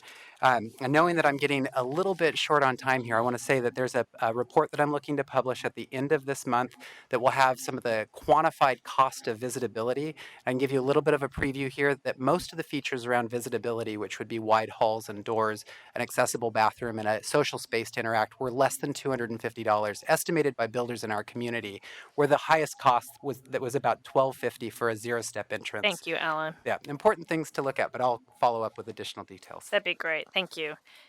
Mika? Chair Schultz and Commissioners, thank you. My name is Micah Meskel. I work for the Audubon Society of Portland, and I'm representing them today. We appreciate the focus and intent of the residential infill proposal. We believe greater density can provide more diverse housing options while reducing emissions and lessen the pressure on developing natural areas. So we appreciate that focus, but we are very disappointed that that tree preservation is again missing from this proposed plan. Trees help mitigate some of the density and growth issues that are connected to residential infill, and so we hope that you can take a couple steps to insert them to help provide buffers, reduce stormwater issues, and improve overall community health. A couple of our suggestions were noted before, so I won't go into depth, but we support Portland for Everyone's suggested amendment to keep the setback at 10 feet.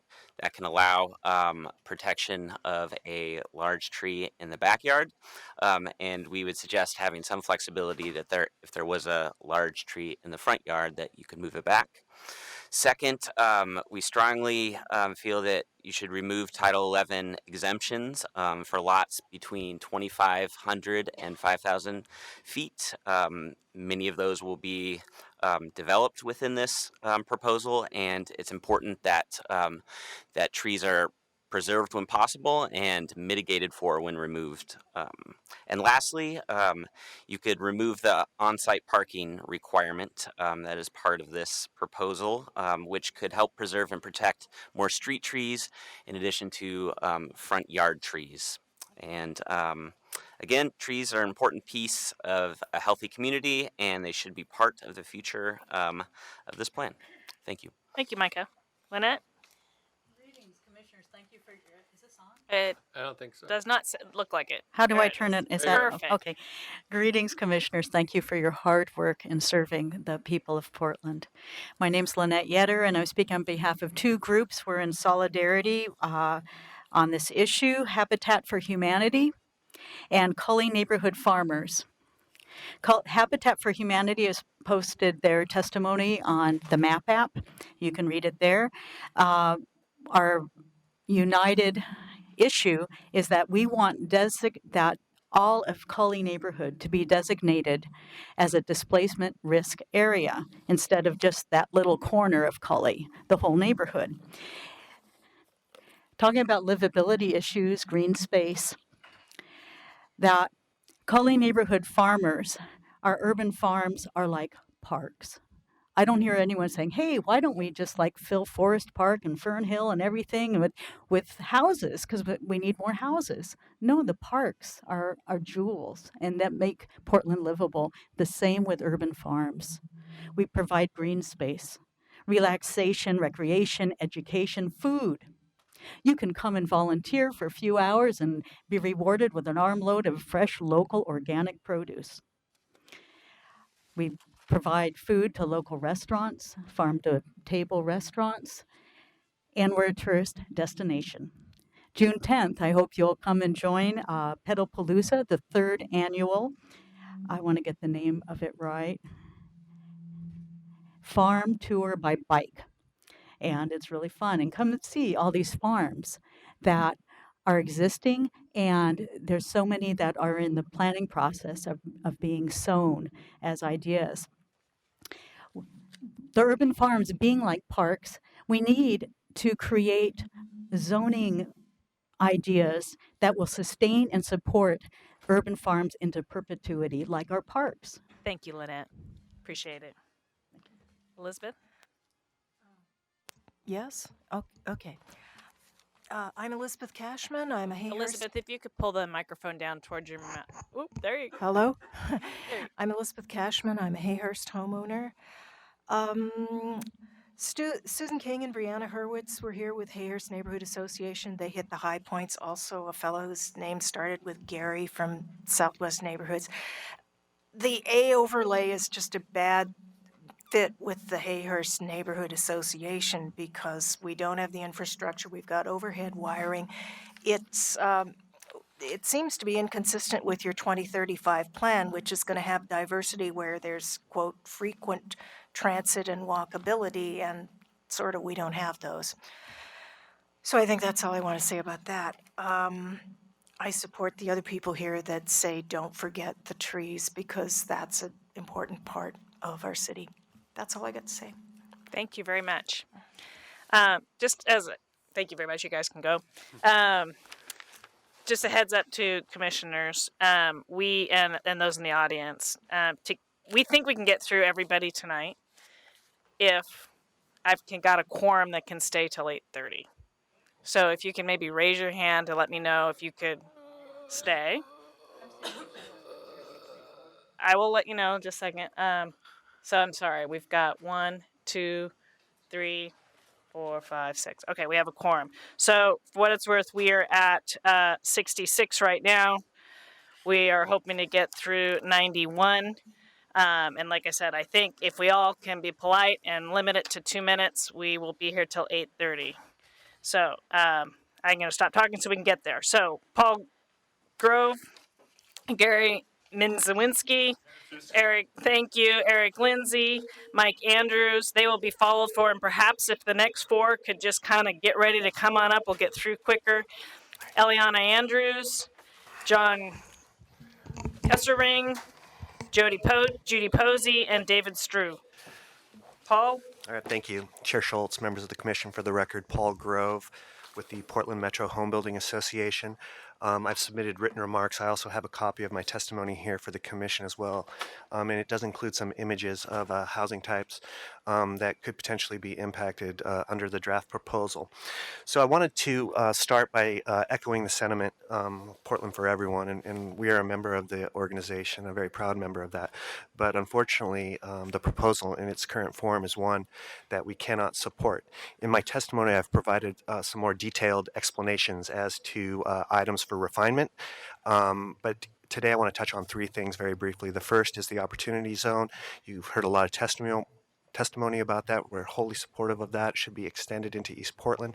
And and we certainly need to be cognizant of the risk of displacement, but we should be doing something to help those communities that need an effective housing policy for them. Number two, you heard a lot of talk about the narrow lots, and I think when we're in a land-constrained environment, as we are right now, we need to maximize the available land as best possible, and also have a degree of flexibility by which to work within that land to ensure that we can build affordable housing on those lots. And then the last thing, and you've heard in detail a little bit tonight from some of our members and some of the committee, is on the FAR requirements. And as you all know, Portland has a rich diversity of housing types throughout its neighborhoods, some small, some bigger, but it all kind of fits together. And I think moving forward, as you heard from the practitioners and as you've heard from others, that there needs to be additional flexibility with the FAR requirements to ensure, one, that the housing types contemplated by this project are indeed built. That includes duplex, triplexes, et cetera. But then also there's a touch of flexibility as well with single family development to ensure that it meets the neighborhood context. Thank you. Thank you, Paul. Gary? Gary Miniszewski, resident of Portland, land use planner of 33 years, now retired. I've been following the RIP process for the last 3 years, made testimony many times, and not to you, but the city council. And I've been dealing with moderate density housing through the Habitat project, the Habitat people, East Pet Metro. And they've built 25 units on 2 acres on 165th and Gleason. And I was involved as a planner with that to get the project through, as well as a volunteer to help build it. So I know a little bit about middle housing. They were duplexes and triplexes that were built, 25 units on 2 acres. And I would just like to say that I think that the RIP process is the wrong vehicle to be addressing the need for housing, affordable housing. I think you should ask your staff and the city council to go back to the drawing boards on the land use element for the comp plan, the 2030 comp plan. That's where I think it's most appropriate to deal with getting more land for middle housing. Middle housing, not just being cluster, but also there's many. The courthouse housing, there's a whole lot. So that's pretty much what I have to say. I still have some time. And I'm done. Thank you, Gary. Eric?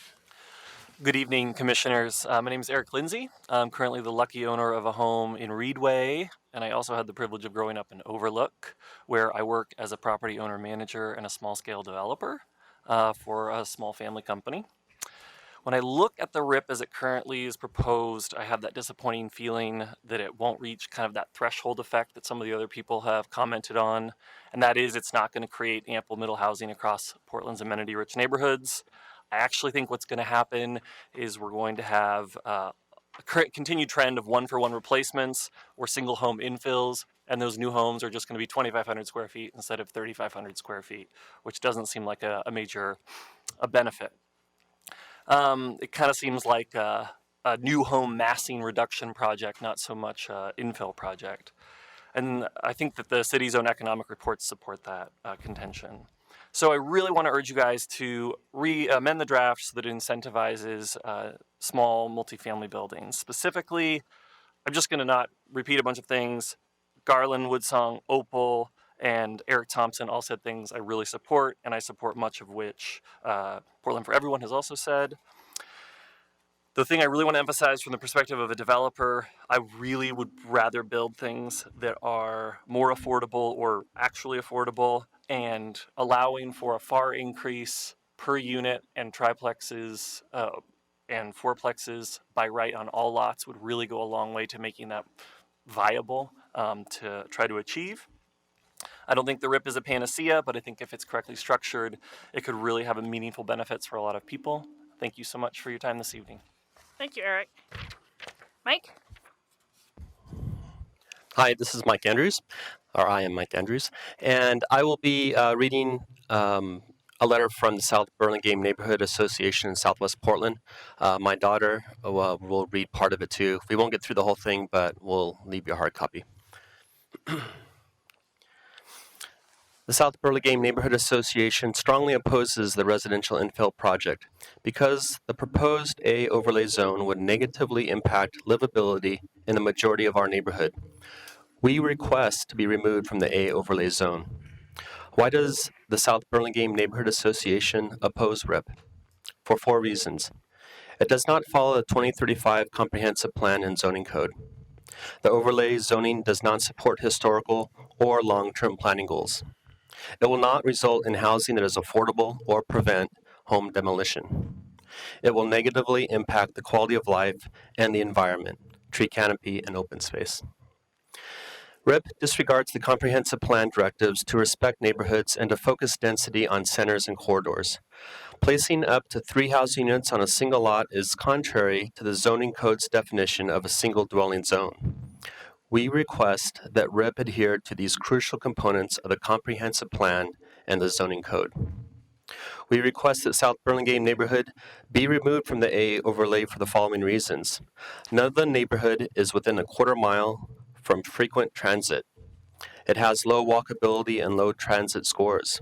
Access to the neighborhood is terrible, and the intersection of Twilliger and Taylor's Ferry is classified as a failed intersection by PDOT, leading to excessive cut-through traffic on neighborhood streets. Sidewalk access to the small commercial center is poor.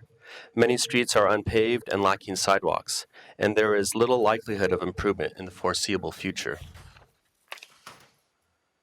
That's it. Okay. Thank you very much.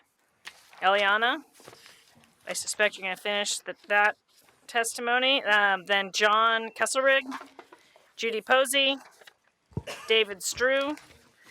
They'll be followed by Jane Skookie. I know I did that wrong. Jim Gorder, Robert Liberty, and Jack Bookwalter. And if the 4 of you want to get up and stretch your legs that are kind of waiting for the next, why these 4 talk, do so. Eliana. Hi.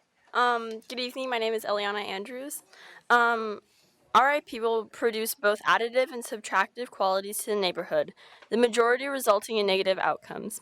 RIP will add impervious surfaces, increase stormwater runoff to adjacent streams, increase the amount of fencing between neighborhoods, increase traffic congestion, increase on-street parking on narrow roads with already limited parking area and limited sidewalk improvements, and increase the neighborhood noise. RIP will remove valuable open space, reduce front and rear yard gardens, remove existing mature trees and landscapes, which not only reduce stormwater flow, but provide wildlife habitat, spring color, and screening. RIP will eliminate view corridors, solar access to smaller buildings, and the sense of historical context as defined by the existing building architecture. Building setback and abutting open space shared and valued by the public. RIP encourages the demolition of existing affordable houses with replacement by houses that are unaffordable to the majority of first-time home buyers in our neighborhood. Case in point, the once affordable corner house on 1373 Southwest Hume Court sold for $240,000 in April 2016 and was demolished along with its mature evergreen trees. This house was replaced with 2 multi-story structures listed at $849,900 and $399,900, with the lens expense of the 2 being 1 bedroom ADU. $400,000 for an ADU? This is not affordable housing, but is a blessing to developers. SBNA believes there should be stronger measures in place to limit housing demolition. Thank you, Eliana. Appreciate you coming tonight. Thank you, Commissioners, for the opportunity to speak tonight. My name is John Kesselring. I'm here on behalf of my client who owns a large home in the Selwood neighborhood built in 1895. Prior to his purchase of this property, it was effectively utilized as a triplex through an internal conversion. After purchasing it, he determined that it was actually used improperly in that way, and that despite the thousands upon thousands of dollars that he spent trying to make it to develop 3 habitable living spaces. Current zoning codes just do not allow it. As an energy and efficiency expert, my client applauds the efforts of the city to maximize the available housing in the greater Portland area. The residential infill project is a lifeline many families need, and indeed that my client needs himself, provided some edits are made. The primary objective of the RIP is to increase the availability of affordable housing, and another key objective is to preserve the historic nature of our neighborhoods. These are not mutually exclusive goals. The RIP allows for 3-unit dwellings on nearly any property. While it's true that triplexes are only allowed on corner lots, interior lots with homes and duplexes can be made to allow for 3 living spaces, as long as one of those living spaces is detached. The irony is that properties that could be made into 3-unit dwellings, for example, cannot be made so without some external indicia of this change. While this allows for an increase in available housing, it directly contravenes the stated goal of preserving historical character. The sad reality is that the city cannot fix this housing problem on its own. There simply isn't enough money to fulfill the need, and it's essential that private citizens assist with easing this housing burden. The real travesty is that property owners who have the means to help ease this burden while not altering the exterior facade of the building are precluded from doing so by an arbitrary prohibition on triplexes, houses with 2 attached ADUs, and duplexes with an attached ADU on interior lots. In this instance, 1 residence could be lost due to the current tenets of the RIP. How many other property owners are there like my client? We implore you to consider this prohibition, as it is arbitrary, runs contrary to the stated purposes of the RIP. Thank you, John. Thank you. Could you, I'm sorry, tell me one more time who your client is? My client is Sammy Kawaja. I don't seem to have a testimony card for you. Okay, I'm not sure where it went then. I'm sure I did. I kind of remember it. Okay, just we'll keep moving on. Thank you. Thank you. Yep. Okay, next up is Jane. I think it's me, Jane Smiley. You can't read my writing. Southeast 70th? Yes. There you go. Jim Gorder, Robert Liberty, and Jack Bookwalter, followed by Rod Merrick, Sam Stuckey, Nan Gatchell, and Thomas Karwacki. Thank you. Okay, I'll just jump in. I'm very sorry that you have to endure this process, and I think everybody who wants to stand up, please do. It's inhuman to sit here since 4:45. Okay, a real world example from my life. I've been living in the same property since 1989, when property values were a lot lower. My neighbor of the same duration dies. They cut down the huge, gorgeous, healthy cedar tree, and someone does a lot confirmation. And now there will be a 35-foot lot with a house that will go up 30 feet straight in the air. I guarantee you he will not spend money for an architect to design anything appropriate to there, because he's already built 2 on 67th that way. So to me, everybody moves to Portland mostly saying the environment. It was not until 7 o'clock that I heard anyone mention the environment. So when we create an environment like Manhattan, where I have lived, it's like we're talking about who's going to move here. Do I care about the person in Phoenix, Arizona, who hasn't moved here yet, who's going to degrade the quality of life here? Not really. To me, the people you should be talking to are the people who live here. And as far as all this trickle-down economics, bullshit. I don't believe any of this. That, oh, it's all Please hold hearts your and applause. hearts and flowers. Okay, my time is up. But you get it. Most of these people are developers. I'm not that stupid. I didn't fall off the turnip truck yesterday. And the person who gave you the maps, that told the real story. Thank you. Thank you, Jane. Jim? Yes, I'm Jim Gorder, resident of Southwest Portland. I'm speaking for myself today. I want to make the following recommendations to the Commission. First, get rid of the proposed A overlay. It won't accomplish what you're hoping for.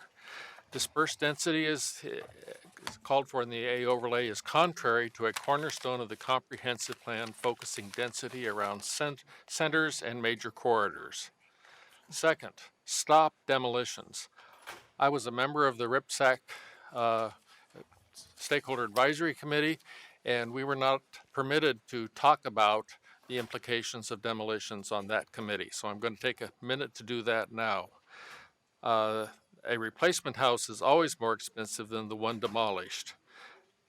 Last week you heard a briefing on the Southwest Corridor, and you extrapolated to the Division Corridor about the need to save naturally occurring affordable housing.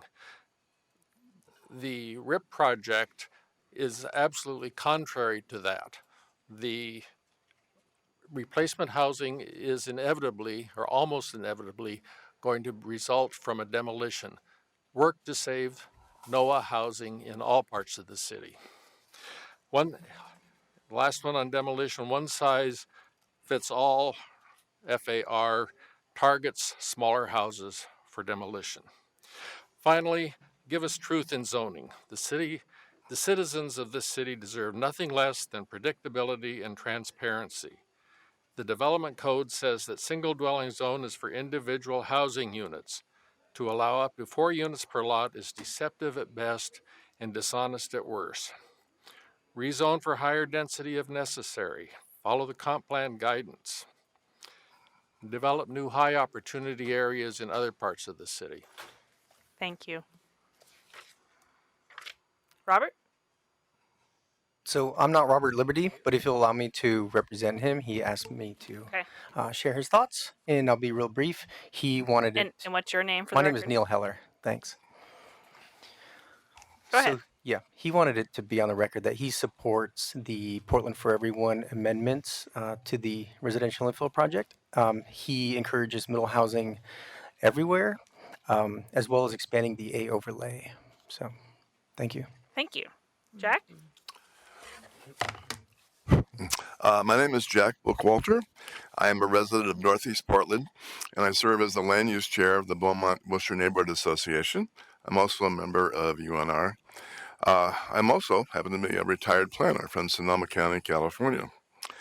As a planner, and well, just as a concerned citizen as well, I am disheartened by what I see as RIP's much disregard for and inconsistencies with previously adopted plans and policies.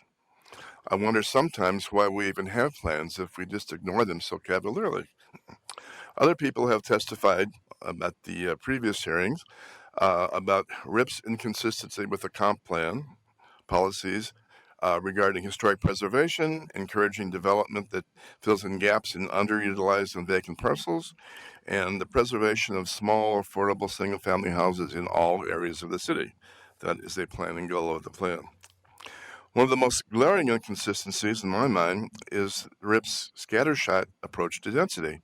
This is density through historical accident rather than rational planning. Another inconsistency I find in the buildable lands inventory. The BLI is an estimate of how much development potential is possible under the current zoning or plans and zoning. The conclusion of this study is that the zone capacity in Portland is sufficient to meet projected housing needs, and that is, enough land in Portland is currently zoned to accommodate the projected number of new households. Thank you. Thank you, Jack. Thank you. So next up is Rod Merrick, Sam Stuckey, Nan Gatchell, Thomas Karwacki. They'll be followed by Vic Remmers, Laura Herbst, Anthony Fantasia, and Brett Schultz.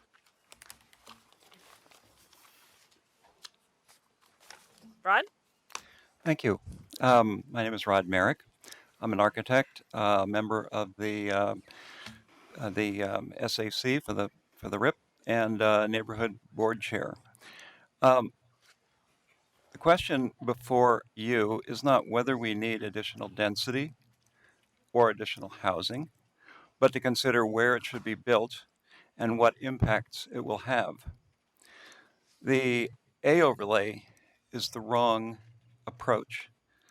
It's a handoff to developers to do our planning.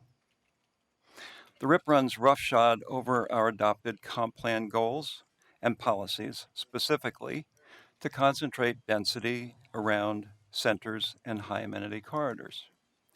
It ignores the fact that the land inventory indicates that we have almost twice the amount of land designated for housing than that projected to be needed for the next 20 years. So all of this talk about the need for rezoning the city is empty if this is true, if this land inventory is true. There are other problems that are causing the affordability, and they're not being addressed. The A overlay is object to it in addition because it is a random dispersion of density across the city, will increase traffic and congestion and auto dependency rather than concentrating the density around those centers and corridors that we've been planning for 40 years and have not fully matured. It's also going to cause degradation of the environment, as several people have pointed out. There's been a distinct lack of analysis for this plan in the areas of displacement, affordability, and demolition impacts. Thank you, We Rod. need to look at the existing R1, 2, and 2.5 zoning and figure out why these are not working to provide housing. Thank you, Rod. Sam? That's me. I can do it in 2 minutes, I swear. Fabulous. My name is Sam Stuckey. I am a native Portlander, East Portland resident, and member of the Mill Park Neighborhood Association. I'm here not to complain about the goals of the residential infill project, but to raise concern about the predictable outcomes. There are a host of studies and analysis that show, if implemented, the residential infill project will result in pitifully few new homes being built. If the math doesn't work, the ideas will not come to fruition. Duplexes and triplexes may show up in the zoning code, but not in anyone's neighborhood, and that does no one any good. Portland has a reputation as a welcoming, affordable, and walkable urban city. We need a zoning code that lives up to that reputation. Portland is growing as fast as it ever has, and we need zoning that makes room for new residents without displacing the existing ones. We can't make space for each other if we limit triplexes to corner lots. We cannot make space for each other if we continue to outlaw fourplexes. We won't make enough space for each other if we continue to require any amount of parking. Parking should be a choice for a property owner, not a city mandate. We won't make enough space for each other if theoretically allowed housing is restricted to the point that it is not feasible to build. We can't make enough space for each other if large swaths of the city, my own neighborhood included, are left out of the housing opportunity overlay zone. In fact, there should be no overlay zone, as the entire city must be afforded the same level of housing opportunity. We need to make enough space for each other in residential neighborhoods so we don't take it from our parks, farms, and open spaces. If there is one thing that growing up in Portland has taught me, it is that Portland's residents, my neighbors, are a genuine treasure. This city is amazing because its people are amazing. For all the praise heaped upon neighborhood character, we cannot lose sight of the fact that people, not craftsman bungalows, are the true source of that character. If the end result of this project is anything less than making as much room as possible for as many more Portlanders, it will go down as a tragic missed opportunity. Please push the limits. Please let Portland be a positive example. Thank you, Please Sam. be courageous. Please be our leaders. Nan? My name is Nan Gatchell. I live in the Reed neighborhood, and it's a very quiet neighborhood where nature is very present, and I get a variety of birds at my feeders. We hear the quacks of ducks, the honks of geese overhead on a regular basis, and that's the beauty and the draw of this neighborhood. It's very quiet, and there's nature present. My partner and I owned a home in the Hawthorne neighborhood for over 20 years, and we moved to this home about 3 years ago. We specifically moved to this neighborhood because of the overdevelopment, the noise, and the density in the Hawthorne area, as many of you probably know. The paper that I received in the mail said that this change will give more people opportunities to live in these vibrant neighborhoods. I believe that if the infill project goes through, the vibrancy of my neighborhood, it'll be gone. It'll be crowded, it'll be noisy, and all the nature space and the sun space will be taken up by buildings. So what attracted people to the neighborhood, it's now gone. And it will vanquish the livability and the spirit of the neighborhood. The city needs affordable housing. I understand that. But I don't think that this will create affordable housing. I believe it's just going to line the pockets of developers. I ask you to find another way, and so that the spirit and the livability of my neighborhood and others will be retained. Thank you. Thank you, Nan. Thomas? Tom Karwacki, University Park Neighborhood Association Land Use Chair.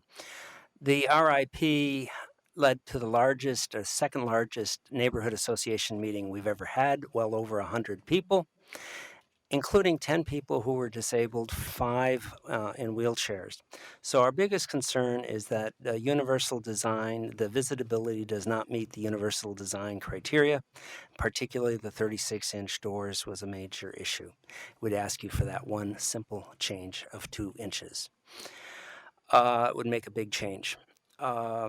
We think, however, that the best thing is actually to change it in the waiver of the ADU SDCs, because quite frankly, this incentive only works on the second ADU, and most people we know do not have the money or the resources to have 2 ADUs that they're going to build. We believe everyone, the board agreed that everyone should have the overlay A. We disagreed with Portlanders for Everyone, keep current parking restrictions, the no fourplexes, although we would allow them right next to the transit on Lombard. We had real concerns with the historic and the trees, and those are the 2 areas that we thought there could be increased incentives and improvements. But the universal design and just improve the visitability would be really important, and I think that could be addressed in all ADUs, not just those which are going to be visitable. Thank you. So next up is Vic Remmers, Laura Herbst, Anthony Fantasia, Brett Schultz, followed by Rick Michelson, thank you, Tiaz Medallia, Simone Goldfelder, and Diana Moosman. Go ahead, Vic. All right. Good evening. My name is Vic Remmers. I am the president of Ever Custom Homes. I'm also a lifetime resident of Portland. We've been building homes in Portland since 2009. We build single-family homes, ADUs, townhouses, sixplexes, condos, apartments, pretty much everything you can build in Portland we do. I was also a member of the RIPSAC, and that was a tremendous process of about a year. And I thought there was a lot of great relationships built there, and so a lot of great ideas that came out of that. Unfortunately, I'm pretty disappointed in the proposal that you have been seeing here that has been recommended from the city staff. It's too complicated. It doesn't open up enough opportunities. The sizes of a lot of the different types of homes that they're talking about allowing you to do is not feasible and won't get built. And so, yes, it's in the code, but you're not going to be able to do it. I think it's going to cause an issue with the BDS and their staff. They're already understaffed, overworked, and this is way more complicated. The FAR is too complicated. A lot of the different things that are being proposed here are way too complicated, and will just bog them down even more. And the end game is that there's going to be less housing built in Portland. As you know, we have a housing crisis, and it's not just affordable housing. It's market rate housing. It's middle housing. It's everything across the board. And I think the goal of this, hopefully, was to create the many opportunities you possibly can to build all different types of housing, to give everybody an equitable opportunity to live in Portland and live in the neighborhood that they want to be a part of. And that's what's so cool about Portland. There's a lot of great neighborhoods. And unfortunately, I don't find that this is going to do any of that. And I think those were the goals. The other thing is narrow houses are probably the most affordable new homes that you can build, and they are great for single moms, small families, folks that can get into a neighborhood that maybe they otherwise wouldn't be able to afford. And this does not provide many opportunities to do that. It's almost impossible to build those type of homes right now. And when we started this, we built a lot of those, and there's a lot of great stories, and a lot of great families that are able to live in a lot of neighborhoods because of that. And so I really strongly I want you guys Thank to you, Vic. consider pushing this back. Thanks. Thank you. Laura? Hello, my name is Laura Herbst, and I live in the Multnomah neighborhood of Southwest Portland. I'm here to voice my serious concerns about the residential infill project and the flawed middle housing policy it implements, which I do not believe will provide the intended affordable housing, but will provide new, redeveloped, and very expensive housing in my neighborhood and demolitions. If you wish, commissioners, to encourage affordable housing, why don't you require developers to build housing that is less expensive than what they tear down? I am also concerned about those broad, sweeping swaths of yellow on your A overlay maps, which treat the neighborhoods as if each one were the same as the other. Of course, they're not the same, and they each have different strengths and limitations. So let me tell you about my neighborhood, Multnomah. Multnomah has the lowest per capita income of any neighborhood in Southwest Portland. There is no missing middle housing in Multnomah. Half of our housing units are multifamily, including apartments, condos, townhomes, duplexes, etc.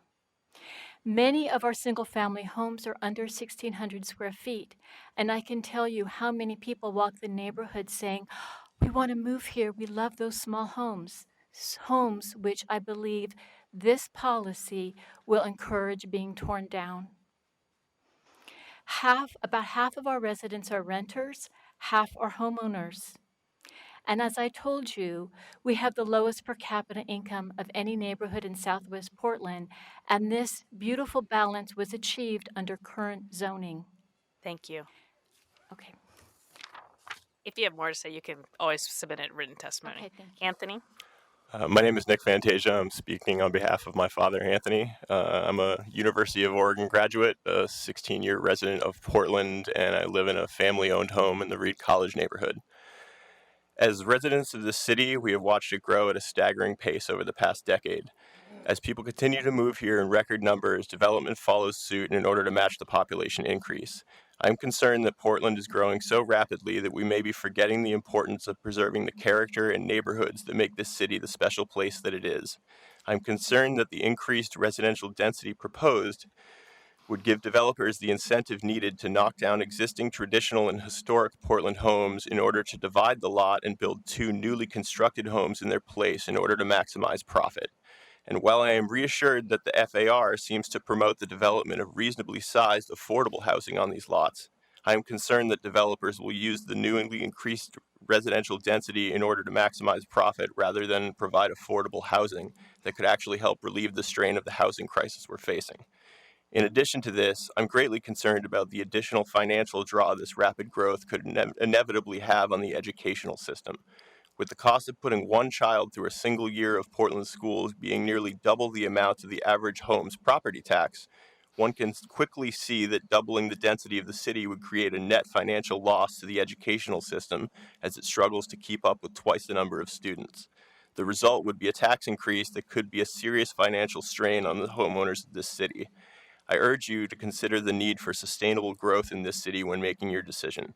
This town is a part of us all, and it is important that we preserve the character of this city moving forward and welcome new residents with growth that is sustainable and compatible with the quality lifestyle that drew these people to our town in the first place. Thank you. Nick. Brett? Hi, my name is Brett Schultz. I'm a Portland native and an architect practicing in Portland. The majority of my work is infill apartment buildings.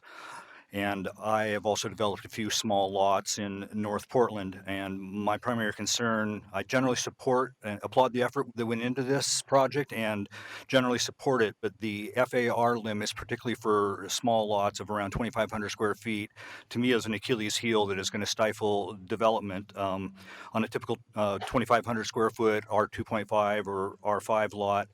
Once you subtract the area that's needed for a garage, whether it is required or not, I believe people need garages, you're going to have a house of around 1,100 square feet. And a corner triplex, if each unit were to have a garage, would be about 900 square foot. I follow the real estate listings in this town, and very few, if any, developers are building units that small. If there was a market for them, I think they would build them. And I don't believe that homeowners are going to be the primary people implementing this plan. Most people don't have the means to do that. Small lots can be created without demolition. I have done 3 of these where the existing house is retained and the backyard is converted to a new lot. And I believe there's a lot of potential here to create affordable housing that way.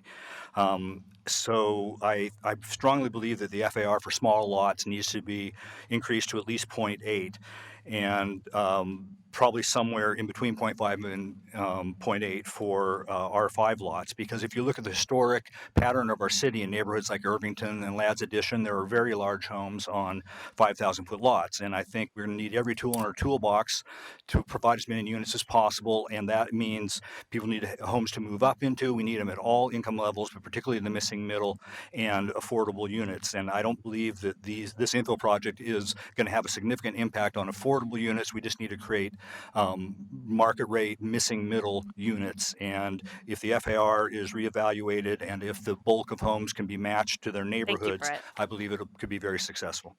Thank you. Next is Rick Michelson, Taz Medallia, Simone Goldfelder, Diana Moosman. They will be followed by Tabitha Bichetti, Jennifer Gomersall. Here's John Kesselring's card. And Judy Posey. Hold it, didn't we hear from... I'll try her again. We'll see. Rick? Yes, good afternoon or evening by now. I'm Rick Michelson. I'm pleased to testify here tonight. I appreciate your patience for listening to all this testimony. Unfortunately, I don't think any of the testimony is going to really help you. And that's because none of us really know what we're talking about. It's all conjecture, supposition, and speculation. We've heard as this process went through that 3 units on a lot would produce affordable housing. Soon it changed to 4. Now people are talking about needing 6 to 8 units to make it work. Nobody knows what the answer to that is. I would suggest that what you're proposing to do is really experimental and nobody knows how it's going to work. So if you want to do it, you should do it in a smaller area and test it for a couple of years. Perhaps Cully and Park Rose, which are neighborhoods that want to do this, should be your starting place. The only thing that's really certain in this proposal is that every lot in the A overlay will be allowed 3 units. So it's really converting all lots to triplexes. Another thing that's fairly clear to me is that allowing the demolition of a 1,100 square foot house to produce a 2,500 square foot house, which is what the 0.5 AR is, doesn't get us any closer to affordability. It moves us in the wrong direction. So I'd urge more concentration on preserving existing smaller houses, perhaps allowing more additions, more FAR if the house is preserved than it's torn down. We also hear a lot about the need for middle housing. It's really important. We've got to have it. Our zoning code allows it. We have an R2 zone and an R3 zone, both of which are designed for middle housing. If we need more middle housing in these areas that have not traditionally allowed it, rezone them. Don't complicate the code further. Our code, I looked at today, is now 1,698 pages long. We don't need to add another overlay to that of 2 or 3 pages and to break the 2,000 page limit. Let's just keep this simple and get it done. Thank you. Thank you, Rick. Tiaz? I'm Thais Medallia. Thais, thank you. And one of the most troubling things about this A overlay proposal is that it attempts to suggest that the people in all these neighborhoods that would be rezoned have been clamoring for increased density. There's also an attempt to portray the development that would result from this increased density as sort of a public works project. This proposal is being rushed through without neighborhood buy-in. When I walked around my neighborhood, I found most people were unaware their neighborhood was going to be rezoned and what that would mean. I asked what they valued in their neighborhood, and people spoke about being able to have enough space around their house to be able to gather with friends or family, to grow a garden, to have a dog, maybe a garage to do some projects or store a vehicle. And they asked for streets that were safe for people to walk on or bicycle. They valued having a patch of sunlight instead of looking out their window into the house whose eaves would be 2.5 feet away. They value walkability and streets that are safe for bikes, kids, and people with mobility issues. Not all the people in lots zoned for single family wanted 3 houses where there was 1. There was concern about increased demolitions, privacy, increased noise, congestion, and light pollution. Also, not every lot is suitable for tripling the density. There were concerns about how increased density would affect fire safety and emergency preparedness, as many properties, especially where I live in Overlook, are in high probability earthquake and landslide areas. Thank you. Next is Simone Goldfeder, Dan Moosman, Tabitha Boschetti, Jennifer Gomersall, Judy Posey. I said like way more than I have seats for, but we'll see who shows up. First come, first serve. All right. I'm number 90. Fabulous. Go ahead. Good evening. Here you go. Hi, I'm Tabitha Boschetti. I want to get out of the way real quick that I am a former City of Portland employee, just in case anyone recognizes me. And I am here tonight. I am generally excited about the direction generally of the residential infill project, but I truly believe that there are some missed opportunities. I have a longer written testimony I've sent you that gets into some of the wonky details, like, is this the correct way to set the minimum density for R2.5 by defining it by site size? But lest we get into all of that, I really want to talk to you about this bus stop ad that I was passing by all last fall. The bus stop ad said, "Live your dreams with an ADU." And I was like, oh yeah, my dreams. Like, you know, I've got like a friend of mine who just lost her home. She's been crashing in my basement. Like, I could totally see her like living the dream of not having to do that. You know, my friends who have to drive in from the suburbs, which, by the way, guys, creates more traffic when they used to ride the bus in town to work. Yeah, let's live the dream. But then I looked at the image of the ad. Some of you might have seen this. The image of the ad is this blonde couple smiling in Paris. And I'm like, wait. What dream are we talking about exactly? And the reason I want to bring this up is that I think that in the modern planning paradigm, we often try to compromise talking about density with talking about things like aesthetics. When really, what I actually hear from a lot of the opponents of RIP is I do hear a lot of concerns about like the greedy developer, and like it's an oversimplification, but like, yeah, like there are people making bank on like Airbnb being their ADUs, and that's not creating housing. There are just as many Airbnbs in my neighborhood taking up full units as there are new units that have gone in. I would like to propose concrete measures that could be part of RIP, such as requiring covenants not to have an ASTR permit if you have an additional unit. I think that that's you, an easy Tabitha. request. Oh, read my testimony. We will. Thank you. Thank you. Hi, I'm Jennifer Gomersall. I lived in the Pearl before it was the Pearl, 800 square feet when it was dangerous to go there after dark. Loved it. Don't own a car. I commend you guys for your dedication and efforts. I've been sitting on committees and they're tough, but bless your hearts, this isn't going to work. The math is not there. I'm an engineer, and you've heard the data and the math. It's just not there yet. And it's a great idea, but I don't think you're going to get what you think you're going to get out of this. And I know it's disheartening to hear after all this work, but the math is just not there. And I think that in respecting that, you have to factor in real on the ground data. and I'm not sure it was considered what you're trading or giving up, and some forever. And in the end, it's not going to solve the problem. Not everyone can live in the city of Portland. It's just constraints. There's only so much land, just like everyone doesn't live on the beach in Southern California because there's only so much of that. And that's something that is just a reality. And it's not great. And I would love to give everyone what they want. And you can have a house and you can have a house, but we're not Oprah and she's not sharing her beachfront either. But anyways, I think that you have to really factor that in. And I also think that there is a little bit of disrespect going to diverse values. We only are looking at some values, but as you've heard, some people do value spending way too much money on their house so that they can have some land and that's not for us to really say if that's where they want to spend their money. I think you're kind of forcing a group of values that sound good, but they aren't, and in the end, they're not going to solve the problem.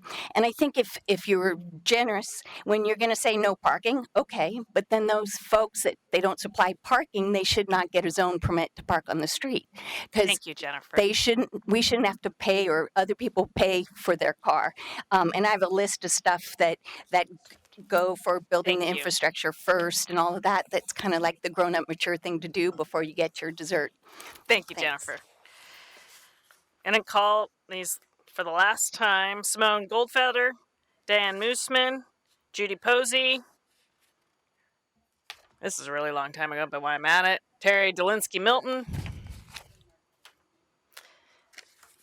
Dan Fisher, Mark Jordan, David Strew. Hey guys, we might make it by 8. Am I the only one? Those are the last 3. I should say, if there's anybody else here who would like to testify, please fill out a testimony card because we're running out of time. Okay. We're taking names. Go ahead, please. Yeah. I'm Dan Fisher, and I'm a homeowner in Concordia representing myself. I'm against the current RIP proposal.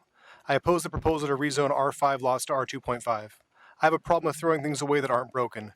Maintain houses that are 60 to 80 years old, still have decades of remaining usable life.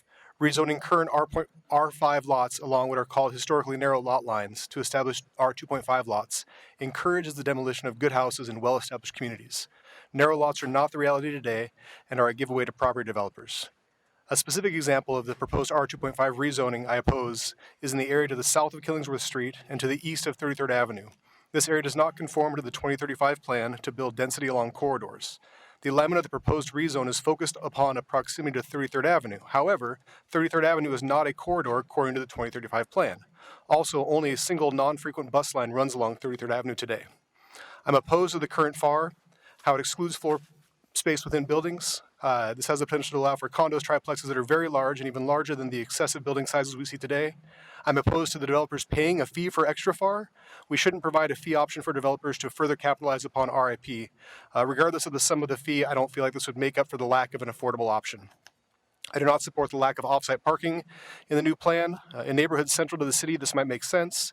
In the Northeast and other areas where we're away from the downtown core, it does not. Off-street parking is not the enemy of housing for everyone. As a property owner, privacy is most definitely a concern. The redevelopment of property never takes into account the property next door. For example, there is an ADU next door to me. While I have no issue with the ADU or the housing it provides, I do have an issue with how the window to the kitchen of the ADU looks directly into my bedroom. This impact should be a consideration during developmental proposal reviews. And finally, I oppose the increase in the projection of building eaves into further setbacks. If the RIP limits buildings' heights, then an increase in the eaves and the size and the protrusion should not be necessary into setbacks. Thank you. Hi, my name is Mark Jordan. Some of this is a reiteration of a little bit Mark, you've heard. I think you're... Excuse me. Oh, my mic's not on? There it is. Oh, Thank there we go. Okay. Sorry. My name's Mark Jordan. One of the problems with the A overlay is that it is not neighborhood specific. The 2035 plan, neighborhoods spent enormous amounts of time. I spent enormous amounts of time working on that plan with neighborhood specific goals in mind. By not taking that into consideration, as people said, each neighborhood's different. I'm here from the Kings Hill neighborhood. And one of the things that's interesting is if you look at the map, the way the yellow is drawn, it excludes all the already high density housing that's there. It's literally drawn around them. There's an additional over 600 housing units in that small neighborhood that all access the same public transit. And by excluding those, it makes the remaining historic houses that are there look like, well, it's a really low density neighborhood.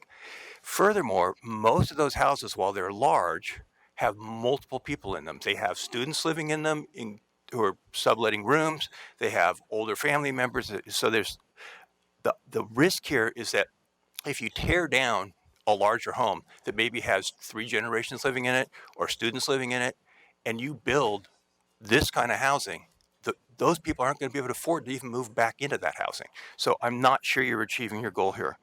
Furthermore, check my time. I'll wrap it up with this. So I grew up in Southern California. My father was a developer.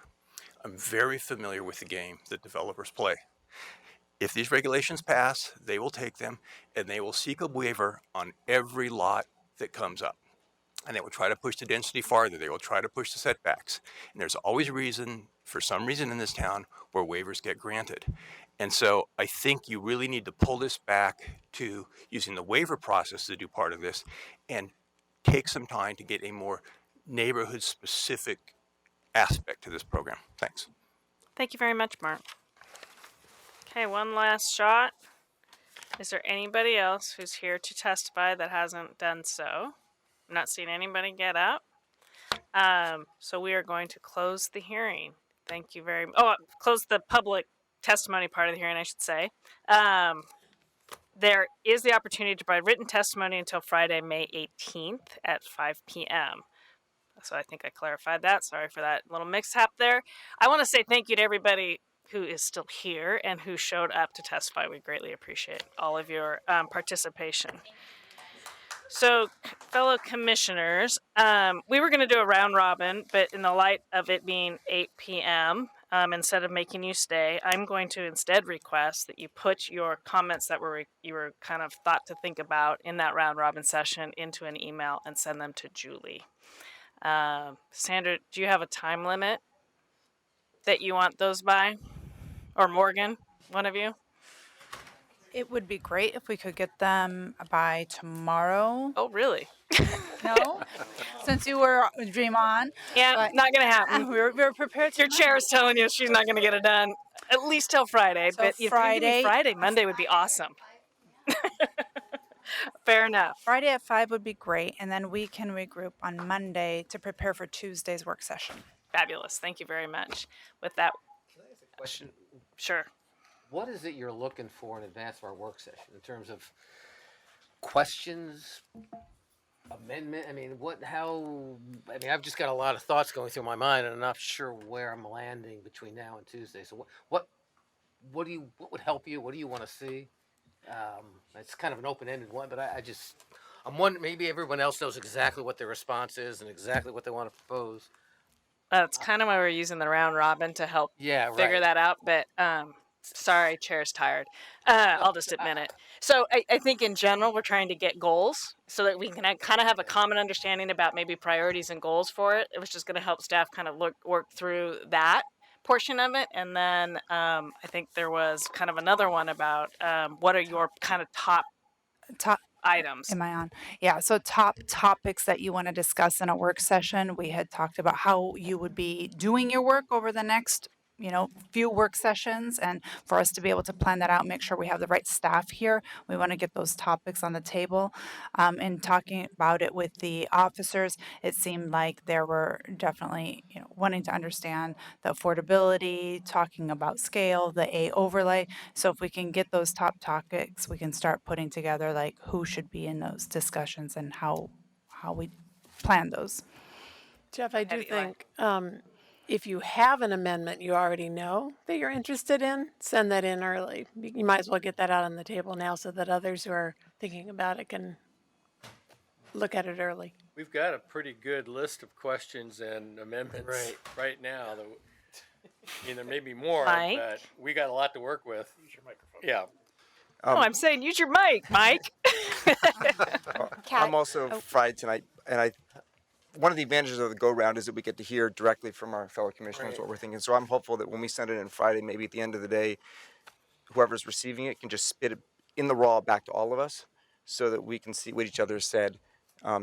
If you and- have your comments to me by 4 o'clock on Friday, That's I what will I mean. spit them out by 5 o'clock. Thank How's that? Is that a good deal? That'd be And helpful. so can we will be, just like the questions that we distributed to yesterday, we have posted those on our website. So what you send to us and we spit back out will be posted on the website too, as to keep the public informed.